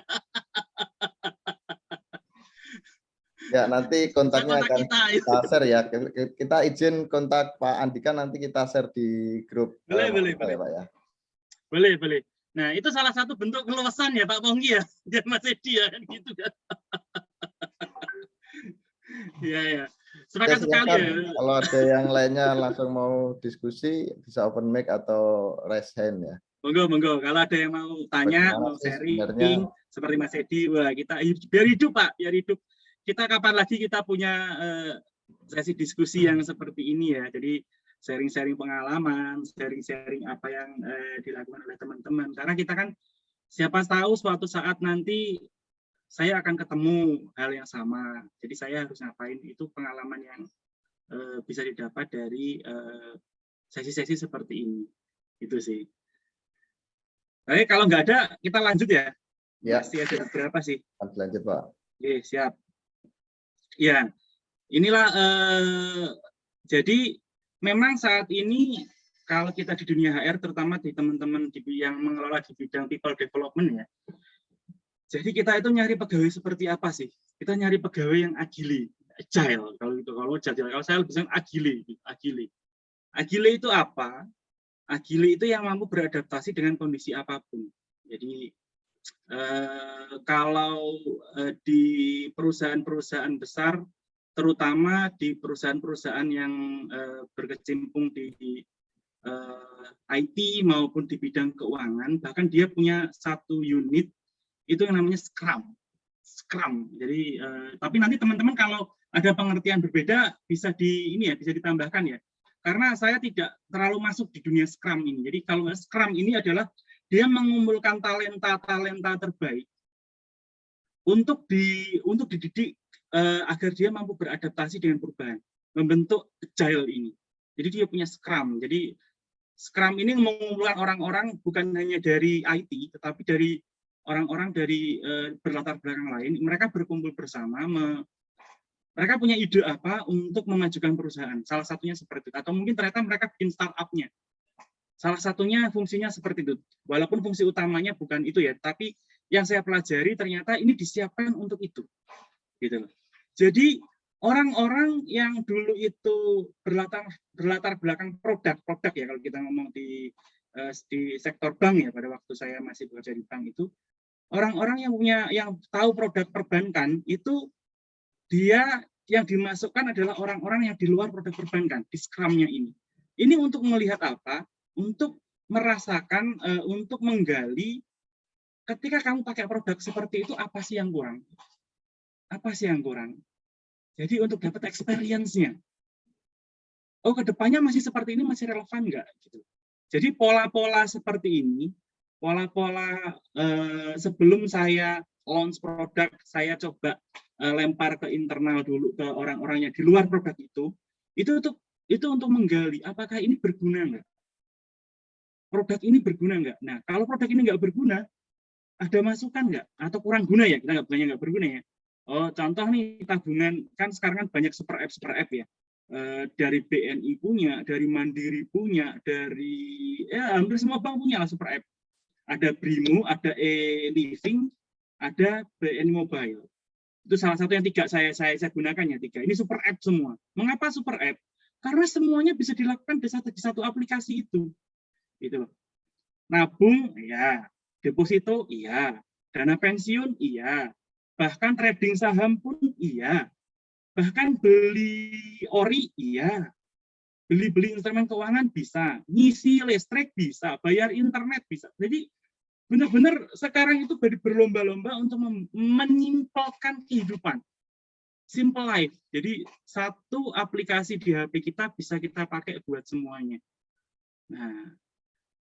Nah, ke depan SDM yang mampu beradaptasi dengan kondisi apapun inilah yang dibutuhkan oleh perusahaan. Gitu loh. Karena apa? Tidak selamanya nanti perusahaan-perusahaan yang gede saat ini itu dia akan tetap di bisnis itu tidak selamanya gitu. Bahkan banyak perusahaan besar yang dulunya itu core-nya adalah contoh mesin pintal ya, sekarang dia menjadi produsen mobil.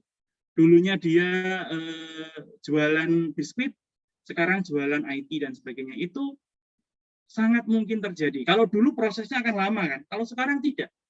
Prosesnya itu akan berjalan sangat cepat. Dan dia kalau mau bertahan, kalau mau survive, maka dia harus cepat merubah strategi perusahaannya. Perubahannya bukan lagi, oh kita condong 10 derajat, 20 derajat, 30 derajat. Enggak.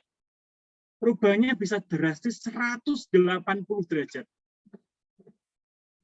Dan itu terjadi. Dan untuk menggerakkan visi perusahaan seperti itu, butuh SDM yang ya tadi, agile tadi, agile tadi, yang memang benar-benar anti mainstream. Bahkan beberapa yang pada saat pandemi kemarin, kalau kita coba lihat halaman di sosial media, di internet dan sebagainya, percaya nggak? T-Air Service dari ngelola pesawat, tiba-tiba dia jual gorengan di depan. Itu terjadi. Jadi pola-pola seperti itu yang nanti dibutuhkan. Jadi tiba-tiba kita berubah dari core business kita menjadi core business lain, itu bukan lagi suatu hal yang tabu. Kalau memang perlu dilakukan, lakukan. Seperti itu. Jadi hal-hal seperti itulah, tantangan-tantangan seperti itulah nanti yang didapat oleh teman-teman yang bergerak di bidang HR. Nah, kalau saya sekarang HR-nya di HR legalnya. Kalau dulu kita berdiskusi dengan semua. Terutama saya dapat ilmu seperti ini ketika kami ikut CHRP ya. Oh, seperti ini nih nanti ke depannya. Nah, memang harus dipersiapkan dari learning-nya, dari people develop-nya, dari talent pool-nya, dari industrial relationship-nya, itu akan disiapkan menjadi seperti itu. Lanjut, nah ini baru kita ngomong nih. Kalau kita ngomong masalah perbedaan regulasi ya teman-teman. regulasi ketenagakerjaan saat ini dengan yang dulu itu memang sesinya akan sangat lama. Itu satu. Yang kedua, polanya saat ini sebenarnya kalau kita melihat Undang-Undang Cipta Kerja ini kan masih dalam tahap masih banyak dipertentangkan, masih banyak itu walaupun sebenarnya sudah terimplementasi. Nah, saya tidak di sesi ini kami tidak mencantumkan semua, tetapi ada beberapa hal yang akan kami sampaikan terkait dengan ini. Kita lebih banyak diskusi aja terkait dengan hal ini. Perbedaan-perbedaan yang ada di Undang-Undang Nomor 13 dan di Undang-Undang Cipta Kerja. Yang pertama terkait dengan masalah upah pasti beda. Kemudian upah minimum sektoral, dulu itu ada sektoral, sekarang sudah tidak ada. Kemudian rumus upah minimum itu dirubah. Kemudian jaminan sosial, kalau yang dulu itu pada pasal 167 sekarang tidak diatur. Kemudian jaminan kehilangan pekerjaan dari yang dulu tidak diatur sekarang menjadi diatur. Dan ini yang kemarin rame terkait dengan jaminan kehilangan pekerjaan, di mana salah satunya adalah jaminan hari tua itu tidak, rencana permennya ya, pada waktu itu rencana permennya, JHT itu hanya boleh dicairkan pada saat pegawai menginjak usia 56 tahun, 55 atau 56, tergantung masa pensiunnya. Nah itu menjadi kontroversi, sangat-sangat kontroversi. Nah, kebetulan sebelumnya saya sudah mencairkan JHT, jadi aman, saya tidak berkomen, gitu kan, karena saya nggak punya JHT lagi. Nah, kemudian terkait dengan masalah PHK, ini besaran yang paling cukup perubahannya cukup signifikan sekali adalah yang pertama adalah alasannya di PHK itu sekarang lebih banyak dan prosesnya menjadi lebih simpel. Nah, prosesnya menjadi lebih simpel. Kemudian yang palingnya saya akan soroti adalah di masalah pemusnahan hubungan kerja dan masalah status kerja dalam hal ini outsourcing. Outsourcing ini sangat-sangat berubah drastis kalau kita tahu ya. Nah, ini outsourcing nih. Outsourcing ini kalau dulu kita menginduk pada Undang Nomor 13 dan sebagainya, masa-masa lalu sudah tidak berlaku lagi sekarang. Karena sekarang open. Sekarang open. Jadi sekarang open. Kalau saya boleh cerita, jadi dulu kita itu diskusi aktif dengan dengan teman-teman di Kementerian Tenaga Kerja. Bahkan kami sering mengundang Dirjen PHI pada waktu itu beliau cerita seperti ini. Jadi Undang-Undang Nomor 13 tahun 2003 itu dibenci oleh pekerja, dibenci juga oleh pengusaha. Istilahnya sampai seperti itu. Dibenci pekerja karena apa? Karena ada outsourcing. Dibenci pengusaha karena apa? Karena ada pesangon yang nilainya cukup signifikan. Gitu loh. Jadi dibenci semua, Undang-Undang Nomor 13 itu sudah dibenci semua. Nah, sekarang dengan adanya Undang-Undang Cipta Kerja dan ditindaklanjuti dengan PP 35, ya secara kasat mata sih memang akan mengarah kemana ya? Itu juga terjadi, itu juga dikaitkan dengan kondisi banyak kondisi lah saya melihat ya, banyak kondisi ekonomi, kondisi ini semua yang memang ujung-ujungnya menguntungkan bagi investor. Pada dasarnya seperti itu. Karena apa? Kalau kita ditilik dari dua permasalahan yang saya sampaikan tadi, ketentuan outsourcing menjadi lebih terbuka.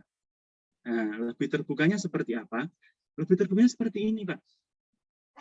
Kalau saya yakin Mas Edi, bapak-bapak yang kerja di ASEP pasti udah pada tahu lah ya. Tapi saya coba merimain terkait dengan hal tersebut. Berubahnya terkait dengan apa? Kalau dulu Bapak, itu bisa di-outsourcing kan. Outsourcing kan ada dua kan, yaitu pengalihan pekerjaan sama pemborongan. Kalau dulu ya, dan itu syaratnya sangat signifikan sekali. Aduh, banyak persyaratan. Bahkan kami itu sampai berkali-kali ketemu sama teman-teman Disnaker ya di seluruh Indonesia pada waktu itu untuk menyelaraskan pengertian. Jadi memang aneh sih memang dia itulah Indonesia, itulah Indonesia. Orang kementeriannya ngeluarin dengan kata-kata wah ini. Ketika kita tanya arah teman-temannya di Snaker, oh enggak gitu Mas, oh enggak gitu. Ya, seperti itulah. Tugas saya salah satunya adalah menyelaraskan pada waktu itu. Ketemu dengan teman-teman di Snaker Trans di provinsi dan kabupaten untuk menyelaraskan implementasinya ini. Karena apa? Pemahamannya orang kementerian, orang tenaga kerja, maksudnya orang Kementerian Tenaga Kerja, orang Dinas Tenaga Kerja dengan dari pusat, dengan pusat dan di daerah itu berbeda. Itu berbeda. Nah, itu challenge-nya pada waktu itu. Jadi agak lama. Salah satunya adalah terkait dengan ini. Oh, hanya pekerjaan penunjang. Dulu itu hanya supporting. Supporting itu ya yang bisa dialihkan ya hanya tenaga-tenaga pendukung seperti cleaning service, kemudian tenaga pengamanan dan sebagainya. Dulu hanya itu. Di Undang-Undang 11 2020 dilanjuti PP 35, semua pekerjaan bisa di-outsourcing, Bapak-Bapak Ibu sekalian. Jadi open, semuanya. Kalau bingung, udah outsourcingin aja, ngapain di kontrak, outsourcingin aja, udah. Gitu. Saya sampaikan itu ketika ada teman yang nanya ya, Mas, saya itu ada pegawai kontrak. Kalau kontrak kan sekarang harus ada A, B, C, D, ya ini. Ngapain ribet-ribet di kontrak, udah outsourcing aja, atau bilang gitu kan. Aman seperti itu sekarang. Itu satu. Yang kedua, dulu ada pemborongan, ada PPJP. PPJP itu perusahaan penyedia jasa pengalihan tenaga kerja. Jadi dulu itu ada 2, sekarang hanya 1 semuanya. Boleh di-outsourcing semua. Kemudian dulu ada sanksi pelanggarannya. Sekarang tidak diatur, Bapak. Jadi dihilangkan, sanksi itu dihilangkan. Kemudian kalau dulu mau outsourcing dalam bentuk pemborongan, itu harus membuat yang namanya alur pekerjaan. Jadi alur pekerjaan itu nanti harus kita sepakati dengan asosiasi, kemudian didaftarkan di Dinas Tenaga Kerja setempat. Nah, itu yang ribetnya itu di situ. Kita asosiasi perbankan nih, bikin nih, oh pekerjaan cleaning service itu alurnya seperti apa? Untuk melihat ini bukan core. Dulu kan ada core, ada non-core gitu kan. Sekarang nggak usah, karena semuanya bisa. Semuanya bisa gitu loh. Kemudian PPJP hanya boleh 5 job. Sekarang sudah tidak ada. Nah, ini memang yang perubahan-perubahan yang mendasar, perubahan yang sangat signifikan terkait dengan masalah outsourcing tadi, Bapak-Bapak Ibu sekalian. Nah, hal-hal ini pasti akan menjadi challenge, apalagi kalau ini sudah smooth, sudah tidak ada pertentangan lagi. Nah, otomatis struktur organisasi dari perusahaan ini akan berubah drastis. Jadi akan berubah drastis. Tinggal nunggu waktu aja. Karena apa? Salah satu biaya operasional BOPO kalau kita atau ini ya, cost expense yang paling tinggi di bidang di perusahaan itu kan salah satunya adalah ongkos tenaga kerja. Nah, sementara perusahaan sekarang yang kalau mau survive, maka dia harus efisien. Nah, ini yang akan menjadi tantangan ke depan ya. Tantangan ke depan terkait dengan adanya perubahan dari Undang-Undang 13 menjadi Undang-Undang Cipta Kerja yang ditindaklanjuti dengan PP 35. Demikian juga tadi yang saya cerita di awal terkait dengan pemutusan hubungan kerja, itu sekarang kosnya juga tidak tinggi, maksudnya kos pesangon ya, karena pesangon kan direduksi Bapak-Bapak Ibu sekalian. Pesangon direduksi menjadi lebih kecil saat ini. Pola komunikasinya pada waktu itu siapa yang bilang pesangon dihilangkan? Iya Pak, nggak dihilangin, cuma diperkecil, saya bilang gitu kan. Nggak hilang, memang nggak hilang. Oh dulu kan ada 2 pertentangan kan kalau kita ngomong Undang-Undang Cipta Kerja ini. Oh itu kan pemerintah selalu ngomong, oh siapa bilang dihilangkan? Oh masih ada. Iya masih ada Pak, cuman direduksi. Nah, tantangannya akan menjadi seperti itu. Dan sekarang mem-PHK seorang pegawai itu sudah tidak seribet dulu gitu. Kalau dulu harus proses yang begini, sekarang kalau saya tidak suka, yaudah saya PHK aja, kirim surat, yaudah kita bertengkar di luar. Gitu. Seperti itu bisa terjadi, bisa sekarang. Nah, cuman memang tantangannya tidak serta-merta bisa diimplementasikan seperti itu. Kenapa? Karena kalau itu tiba-tiba diletterlekan, diimplementasi secara, yus pokoknya kamu tak pecat, yang terjadi adalah kegaduhan. Kalau kegaduhan itu terjadi, otomatis akan menimbulkan gangguan terhadap proses produksi yang ujung-ujungnya akan mengurangi profitabilitas dari perusahaan. Nah, itu adalah tantangan-tantangan terkait dengan implementasi dari perubahan Undang-Undang Nomor 13 ke Undang-Undang Cipta Kerja dan PP 35 tahun 2021. Itu yang bisa saya sampaikan Bapak Ibu sekalian terkait dengan perubahan yang terjadi. Memang kalau kita ngomong masalah regulasi ketenagakerjaan yang ada saat ini memang butuh waktu yang lama. Butuh waktu yang lama untuk disampaikan. Ya mungkin nanti kita bicara khusus lah terkait dengan hal ini. Mungkin nanti bisa diagendakan Mas Ponggi ya, agendakan kita terkait dengan kita khusus masalah ini. Tapi saya di sini hanya menyampaikan bahwa Undang-Undang Cipta Kerja itu timbul salah satunya memang dari VUCA tadi Bapak Ibu sekalian.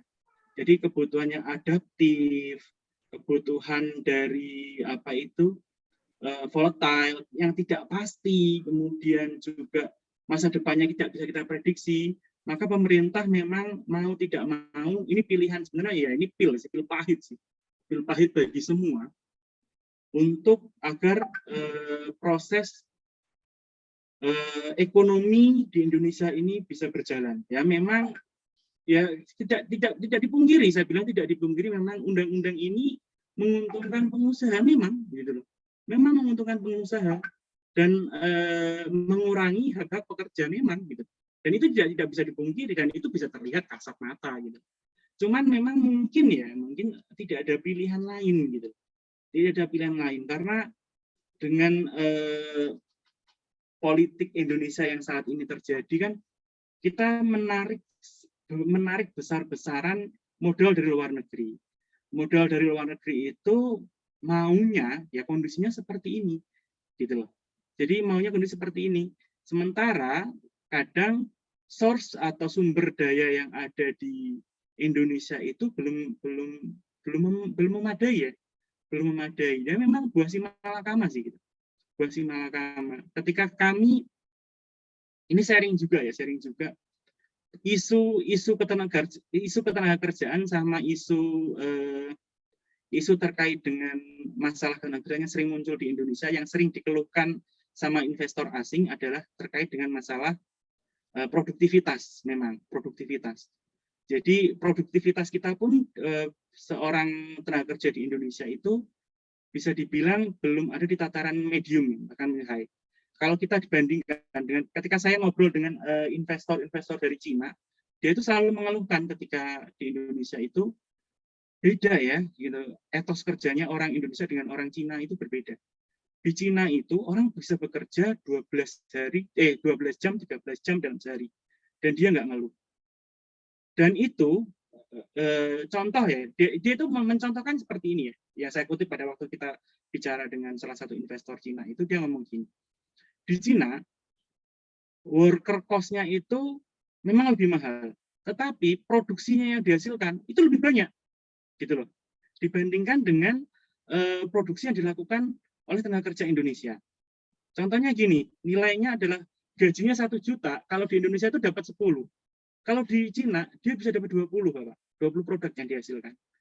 Contohnya seperti itu, dan itu jadi isu sebenarnya. Jadi isu yang dibahas pada waktu itu di seminar-seminar ketenagakerjaan dan sebagainya. Sehingga memang ini pil pahit sih, ini memang pil pahit. Tetapi semoga dengan ini kita semua bisa meningkatkan kinerja kita sehingga kita dapat bersaing dengan negara. Nggak usah kita ngomong Asia lah, bersaing dengan di level regional, ASEAN aja ngomong ASEAN. Banyak pabrik-pabrik kita yang pindah dari Indonesia ke Vietnam. Itu salah satunya adalah tingginya kos, Bapak. Satu, tingginya kos, yang kedua yaitu terkait dengan banyaknya permasalahan terutama di bidang ketenagakerjaan. Yang pertama sih tidak memungkiri mereka kos. Ketika saya harus bangun pabrik, saya harus bayar pajak A, B, C, D, E. Berapa banyak pintu yang harus saya masuk, kemudian udah gitu banyak juga pungutan-pungutan. Ini teman-teman yang sering ada di mana kawasan industri pasti kan tidak asing kan dengan istilah kuli bongkar lah dan sebagainya. Nah, itu mengganggu para investor. Dan kuli bongkar itu nilainya, kalau saya bilang itu nggak ngira ya kita itu kayak sampai kayak gini. Dan itu dibackingi juga oleh aparat kadang seperti itu. Belum lagi kalau demo, belum lagi kalau hari buruh May Day. Saya pernah juga May Day itu motor sampai masuk ruang produksi. Pernah kejadian di tahun berikutnya kami udah kita siapkan di orang-orangnya. Belum lagi padahal kalau di ruang produksi jangankan motor masuk, orang rokok di situ aja kita pecat kok pada waktu itu. Seperti itu. Nah, itu sih diskusi karena mungkin keterbatasan waktu ya Bapak-bapak Ibu sekalian. Itu diskusi yang biasa sampaikan. Kalau ada yang ingin ditanya kami persilahkan, monggo. Mumpung masih ada. Terima kasih Pak Andika. Ini masih ada waktu sekitar 7 menitan ya sebelum sesi diskusi kita akhiri. Kalau ada yang mau tanya, mari silakan dipersilahkan, bisa raise hand, open mic. Jadi sangat menarik sekali tadi yang disampaikan berdasarkan pengalaman-pengalaman baik dari narsum, Pak Andika maupun dari penanya lainnya, bahwa job desk suatu divisi HR itu yang utamanya bagi mahasiswa, bagi masyarakat yang latar belakang hukum itu sangat luar biasa tantangannya. Apalagi dengan perubahan regulasi, perubahan zaman, arah bisnis dan seterusnya tadi pasti saling berkaitan. Jadi silakan kalau ada yang ditanyakan mungkin dari peserta lain, masih ada waktu. Sambil nunggu penanya selanjutnya, jadi kami sampaikan bahwa di Mahuta ini ada grup WA-nya ya. Jadi kita sering mengadakan seminar-seminar terkait dengan hukum keperdataan, apa saja, bisa tentang ekspor, kemarin ini tentang job desk sarjana hukum di perusahaan, khususnya tentang job desk HR dan legal, berdasarkan pengalaman-pengalaman praktisi yang tentunya sudah berpengalaman dan teruji. Nah, itu kita sering melakukan pelatihan itu. Jadi kalau nanti teman-teman bersedia, rekan-rekan sekalian bersedia dimasukkan dalam grup Mahuta untuk update informasi apa saja seminar yang sering kita lakukan, atau mungkin bahkan memberi saran atau masukan atau gagasan pengen mengadakan seminar tentang apa, akan kita fasilitasi. Insya Allah bisa diupayakan secara gratis, dan kita juga menjalin silaturahim. Di sini banyak pakar-pakar keperdataan, baik praktisi maupun akademisi yang tergabung di Mahuta ini. Jadi nanti mohon izin akan dihubungi oleh admin bagi nomor-nomor yang sudah terdaftar untuk dimasukkan di grup. Yang yang berminat nanti akan dimasukkan, tapi yang tidak juga tidak apa-apa. Yang belum terdaftar nomornya silahkan menghubungi admin. Di sini ada Pak FA Yuda, itu Fatah Anggoro Yuda, silahkan di chat nomornya dan sebagainya. Juga nanti kita akan share nomornya, mungkin bisa di share nomornya di chat Pak Andika, nomornya Pak Andika, dan materinya mungkin juga kalau boleh di sharing biar ada sebuah oleh-oleh dari diskusi ini. Mungkin yang lain monggo, belum ditutup. Oh ya, silakan Mas Edi lagi nih. Monggo Mas Edi. Saya nanya ke Mas Andika aja lah ya. Sekali itu nanya lah. Nanya juga dari ini sih, dari pengalaman juga. Tadi bicara masalah diferensiasi upah ya kita ya antara mungkin warga Indonesia dengan warga negara lain gitu. Dan itu memang fakta sih. Ini sebelumnya saya sedikit sharing dulu.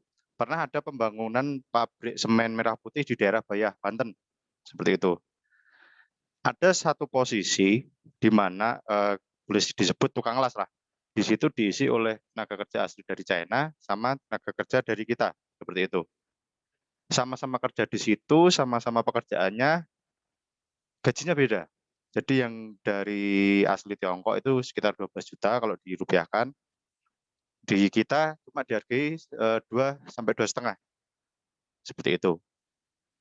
Aneh juga buat saya karena dengan pekerjaan sama ternyata memang dari tenaga kerja kita juga banyak hal lah yang harus diperbaiki, dan itu kita tidak bisa tutup mata. Di antaranya adalah etos kerja ya.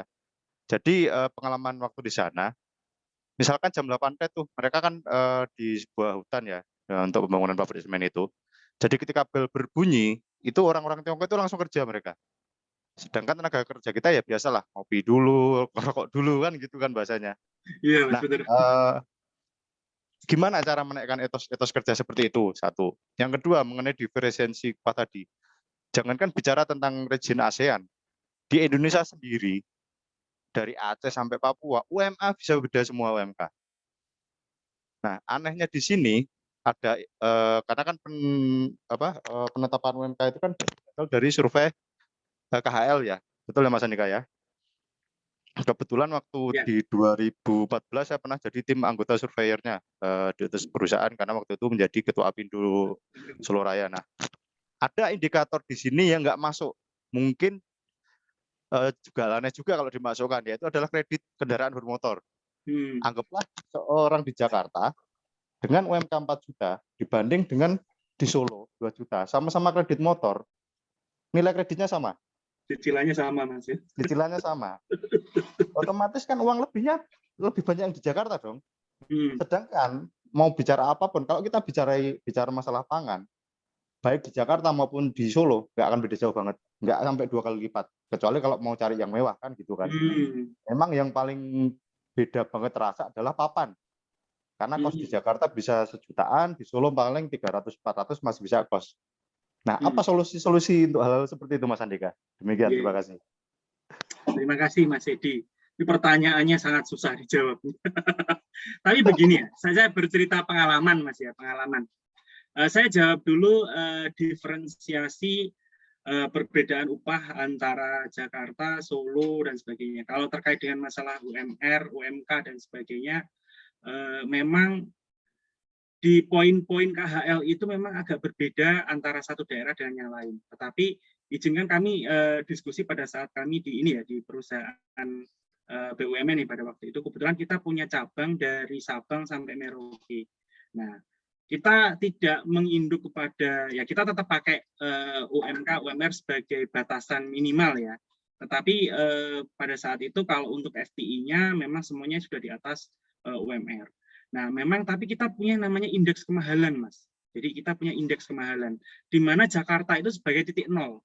Artinya startnya itu ada di Jakarta. Startnya di Jakarta. Dan setiap kabupaten, setiap provinsi, kita pakainya berapa itu provinsi ya. Provinsi ada indeks kemahalannya. Jawa Tengah, Jawa Timur, itu dia di bawah Jakarta. Dia indeksnya minus. Kita ngomongnya minus. Kemudian kalau untuk di tempat-tempat tertentu kayak di Papua dan sebagainya, itu memang akan berbeda karena memang kalau untuk biaya hidup di sana dengan kondisi normal, Mas ya, kita normal memang berbeda. Jadi saya dinas di Papua itu makan Padang, kalau di Jakarta ya sesuai yang standar itu sekitar 20.000 lah ya di ayam. Di sana bisa 50.000 sih, Mas, memang gitu loh. Nah, itu memang salah satu fungsi diferensiasi. Nah, memang di tempat kami ada namanya indeks kemahalan. Bahkan ada tunjangan penempatan pada waktu itu. Tunjangan penempatan untuk apa? Untuk mengakses, karena kalau di Jakarta ini dapat apa, di sana nggak dapat, Pak, di Balikpapan terutama ya, Balikpapan, Papua, kemudian kalau di tempat-tempat cabang yang terpencil yang susah air, itu kita punya namanya tunjangan pembelian air. Salah satu cabang kami di Kuala Tungkal pada waktu itu, di sana tuh airnya kan tercemar, Mas, airnya tercemar, jadi dia harus beli tangki, 1 bulan itu dialokasikan 2 truk tangki air untuk 1 kepala rumah tangga. Karena teman-teman officer kalau ditempatkan di sana, dia kan pasti bawa keluarga kan. Nah, itu dia sampai dia nggak dapat. Salah satu fungsi, kalau kita ngomong di perusahaan untuk menyelaraskan itu, salah satu fungsinya adalah bikin aja tunjangan kemahalan atau indeks kemahalan atau tunjangan penempatan dan sebagainya. Itu bikin aja seperti itu, karena seseorang itu dipindahkan dari Jakarta ke tempat terpencil, itu kan ada rasa, kok saya dipindahin ke sana ya, belum tentu orangnya nyaman. Kalau saya sih dulu masih zaman baru lulus kuliah, ditempatkan di mana aja oke. Saya itu paling senang kalau saya itu dinas ke timur, ke Papua, ke Manado. Saya senang karena masih single kan, masih single, bisa jalan-jalan, dikasih tiket pesawat gratis, kita bisa jalan-jalan kemana. Dulu saya itu senang seperti itu. Cuman ketika kita udah berkeluarga, nah kita jadi mikir. Apalagi kalau ternyata keluarga kita ini nih, kita tinggal di Jakarta contohnya. Ya udah saya ditempatkan di Balikpapan, tapi keluarga saya di Jakarta. Itu ongkosnya lebih pusing lagi, Mas. Karena contoh pesawat kalau zaman dulu pesawat masih murah ya, Jakarta Balikpapan itu paling sekitar 1 jutaan. Sekarang kan nggak dapet, Mas. Nah, itu salah satu saya resign dari BNI, itu salah satunya karena itu. Karena saya udah dapat brevet pimpinan cabang, ada indikasi saya mau dicabangkan. Aduh, kalau saya dicabangkan double garden ini, kalau udah double garden susah gitu kan. Makanya saya resign, saya mulai berpetualang sekarang. Itu salah satu resign. Itu yang bisa saya sampaikan, Mas, ya, terkait dengan hal itu. Yang kedua adalah terkait dengan bagaimana cara menaikkan etos, ya. Jadi banyak hal sih, Mas. Jadi saya belajar ini dari teman-teman HR bagian compensation and benefit. Jadi HR itu macam-macam. Ada komben, ada people development, ada talent management, ada business partner, dan sebagainya.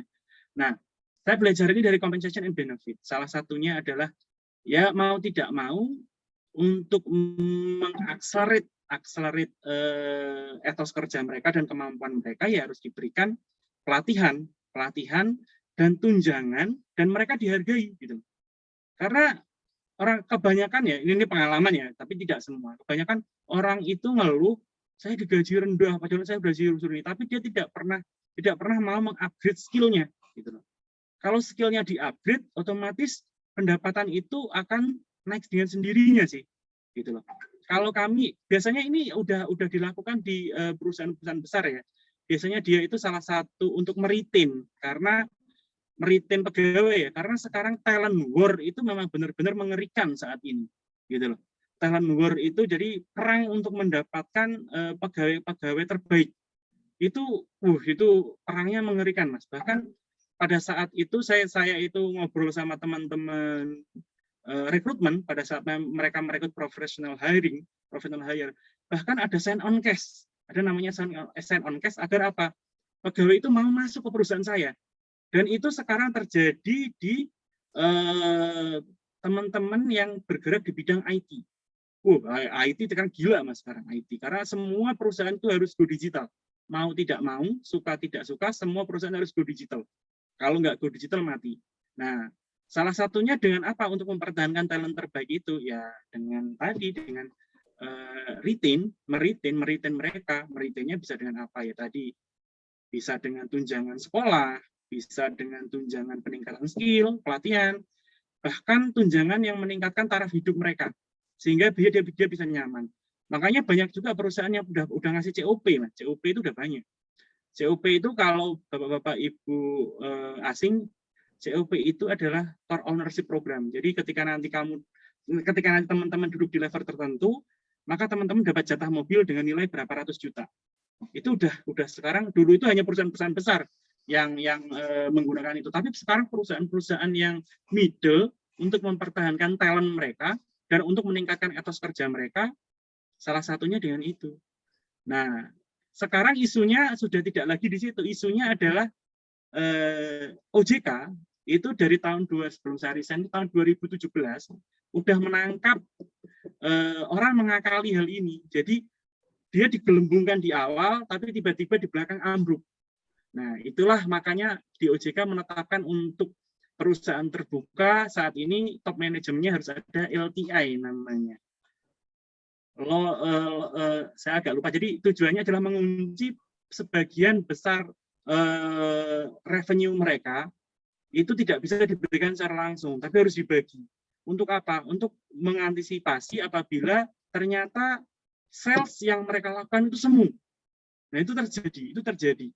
Dulu dimulai dari Barclays kalau nggak salah, ada kasus Barclays kalau nggak salah. Jadi itu terjadi di perusahaan perbankan di mana top manajemennya, direksinya itu menggelembungkan kinerja. Semuanya nilai kreditnya, pendapatan kreditnya itu naiknya tinggi sekali. Tapi baru setahun 2 tahun ambruk. Sementara kan dia udah dapat benefitnya. Kalau kita ngomong sales, jadi orang sales kan kalau saya penjualannya tinggi, otomatis yang saya dapat tinggi. Nah, kadang untuk mendapatkan itu, banyak dilakukan hal-hal yang mungkin negatif ya. Nah, itu terjadi dan sekarang isunya udah mengarah ke sana. Bagaimana mengantisipasi itu agar tidak terjadi. Banyak lah Mas, sebenarnya ini kalau kita ngomong banyak banget kita Luar bisa biasa diskusi. memang Gitu. Pak Andika ini. Memang pengalaman di kota besar, ibu kota dengan kami yang di daerah-daerah ini memang terpaut sangat jauh sekali dari segi pengalaman. Makin mau berakhir kok malah semakin panas pembahasannya, malah semakin bagus ini saya. Jadi tapi ya apa boleh buat karena sudah terbatas waktu. Jadi mungkin pada kesempatan yang lain nanti kita akan bikin diskusi-diskusi yang lebih menarik tentang tema-tema yang sedikit banyak sudah disentil-sentil tadi ya, tentang kebijakan OJK dan sebagainya itu wah luar biasa. Tapi memang saya sepakat dengan Mas Edi nih. Makanya saya di sini milih menjadi moderator ini, saya mau menyerap ilmu dari rekan-rekan sekalian yang berpengalaman macam-macam, apalagi dari Mas Andika yang punya pengalaman di ibu kota yang luar biasa kompleks. Karena saya sendiri juga sebagai legal konsul di perusahaan yang saat ini kami pegang itu, wah, untuk meningkatkan, kalau di tempat saya istilahnya performa kerja, ya, untuk meningkatkan performa kerja karyawan itu macam-macam sudah dilakukan kok ya masih meletre gitu loh kan, susah ya. Sudah didampingi, sudah dikasih edukasi, sudah dikasih pelatihan, dinaikkan benefit dan seterusnya, tapi masih meletre. Nah, pada prinsipnya memang harus menimbulkan mau tidak mau perusahaan itu harus menimbulkan suatu ketakutan kepada karyawan, kalau saya sampai nggak kerja sayang nih penghasilan saya, harus memang ada benefit yang lebih. Dan itu sebenarnya juga sudah di ini ya, di Undang-Undang Cipta Kerja tadi yang sedikit banyak sudah disinggung tadi, memang lebih banyak menguntungkan pengusaha, khususnya pengusaha mikro Pak.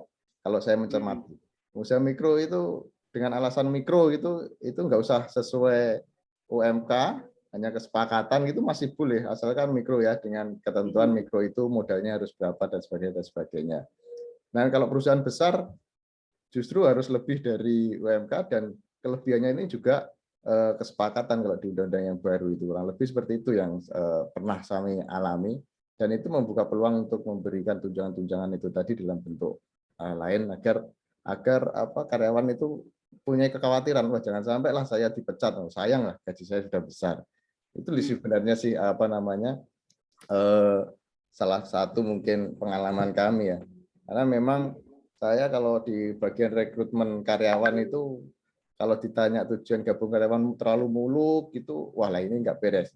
Tapi kalau jujur saya mau kerja Pak, cari duit ini gini untuk kehidupan saya seperti ini, lah itu bagus. Artinya apa? Dia takut kehilangan pekerjaan suatu saat. Gitu. Contohnya jadi, seperti itu. Sambil kita diskusi lah Mas ya. Tapi jangan banyak-banyak ya Pak, ini sudah mau selesai. Jadi apalagi dengan ini ya, dengan generasi milenial sekarang ya, Gen Z, udah lewat, bukan Gen Z lagi sekarang ya. Generasi milenial sekarang memang bisa dibilang tidak lagi masalah ekonomi, ya, tidak lagi masalah uang, tetapi lebih ke masalah passion saat ini ya. Jadi beberapa survei terakhir yang saya baca itu ya memang masih tertinggi, dia memang dapat pendapatan ya, itu masih di 3 besar lah itu. Tapi udah mulai bergeser menjadi saya itu salah satunya ya, saya itu bisa berkontribusi apa kepada komunitas. Itu udah menjadi salah satu pilihan seorang karyawan itu mau bekerja di mana. Jadi itu menjadi salah satu mulai naik ya. Jadi tidak melulu perkara pendapatan, tetapi saya bisa berkontribusi apa. Yang kedua, yang menonjol lagi, saya bisa belajar apa di sana. Itu sangat signifikan dari yang dulu nggak masuk 3 besar, sekarang menjadi masuk 3 besar. Mengapa menentukan saat ini saya mau kerja di mana gitu. Jadi itu jadi banyak perusahaan yang sekarang, oh ya kalau kamu bekerja di sini kamu bisa apa lo ya. Kalau sekarang itu kerja di sini kamu bisa apa. Oh kalau bekerja di sini kamu akan punya kesempatan untuk dapat scholarship ke Eropa, ke Amerika. Itu menjadi daya tarik sendiri sekarang. Dan sekarang kan kerja nggak harus ke kantor, gitu. Salah satunya nggak harus ke kantor. Kerja itu bisa di mana saja, kapan saja. Bahkan saya pernah ini sharing dikit aja. Saya pernah dapat pekerjaan dari namanya aplikasinya Facebook. Kalau teman-teman nanti izin buka Facebook, jadi teman-teman bisa jual jasa teman-teman apa aja di situ. Facebook. Saya itu dapat pekerjaan untuk mereview perjanjian kerja pada waktu itu. Kita pasang tarifnya berapa, kita jual jasa kita di sana, namanya Facebook. Ya mungkin itu aja sih Mas, Mas Pongki. Ya, betul sekali itu Pak. Jadi memang nanti tantangan lagi ke depan, baik walaupun Undang-Undang Cipta Kerja itu sudah membuka luas, juga kesempatannya bagus buat pengusaha untuk menumbuhkan usahanya, namun memang dengan adanya tuntutan zaman yang sudah era 4.0 ini ya, 4.0 atau generasi Z lah. Generasi Z ini akan kembali ke hukum alam. Kenapa? Karena cari karyawan itu juga susah mudah sekarang itu Pak. Orang itu, wah saya kalau kerja di sana dapat apa? Seperti itu tadi yang disampaikan. Apakah saya dapat ilmu atau saya dapat benefit apa? Kalau tidak, ya mendingan saya kerja online gitu kan. Jual beli online dan sebagainya. Bahkan narsum kita ini mengalami itu kan. Jadi melawan generasi Z ini memang luar biasa, harus banyak pengalaman, banyak kiat-kiat sukses yang bisa dikerjakan baik dari diskusi dan sebagainya. Oke, terima kasih atas waktunya yang sudah dilonggarkan bagi kita, Pak Andika. Banyak ilmu yang bisa kita dapatkan dari diskusi ini. Mungkin masih banyak tadi tema-tema lain yang disinggung yang belum bisa kita buka di sini, akan kita adakan di sesi-sesi pertemuan selanjutnya. Ya, bagi rekan-rekan sekali lagi nanti mohon izin akan dihubungi oleh admin kami. Kalaupun berkenan nanti akan kita masukkan dalam grup perkumpulan masyarakat hukum keperdataan. Di situ kita bisa saling sharing, kasih pendapat, kasih saran, materi-materi apa yang sekiranya bisa kita angkat diskusi, akan kita fasilitasi untuk narasumber-narasumber yang berkualitas seperti Pak Andika ini tadi yang sangat luar biasa pengalamannya. Jadi kita lebih banyak ke diskusi pengalaman saja. Kalau teori sudah banyak di kampus ya. Itu memang salah satu visi dari perkumpulan masyarakat hukum perdata. Sekali lagi kami ucapkan terima kasih Pak Andika. Mohon nanti kontak dan materinya bisa di-share agar bisa kami share ke audiens. Dan bagi audiens sekalian terima kasih dan mohon maaf mungkin waktunya agak molor, memang sengaja saya lebihkan karena tadi kita startnya juga agak mundur. Jadi biar berimbang. Terima kasih atas waktunya. Semoga bisa bergabung dengan masyarakat hukum keperdataan dan mengikuti kegiatan-kegiatan kita tumbuh berkembang bersama, menjalin silaturahim untuk kebaikan bersama dan memberikan manfaat. Terima kasih atas waktunya sekalian. Kami akhiri. Billahi taufik wal hidayah. Wassalamualaikum warahmatullahi wabarakatuh. Waalaikumsalam warahmatullahi wabarakatuh. Terima kasih ya Bapak-Bapak Ibu sekalian. Izin live. Siap.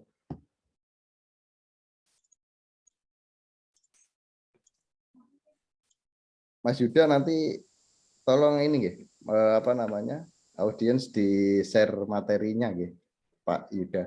Oke, di share di sini atau saya share di Share di grup aja sama di WA Jabri juga boleh. Karena ini sudah ini kan. Oke, dengan ini kan. Sudah. Terus Mas Andika, ini izin saya tutup. Mas, saya live Mas. Yuk sampai ketemu di Solo.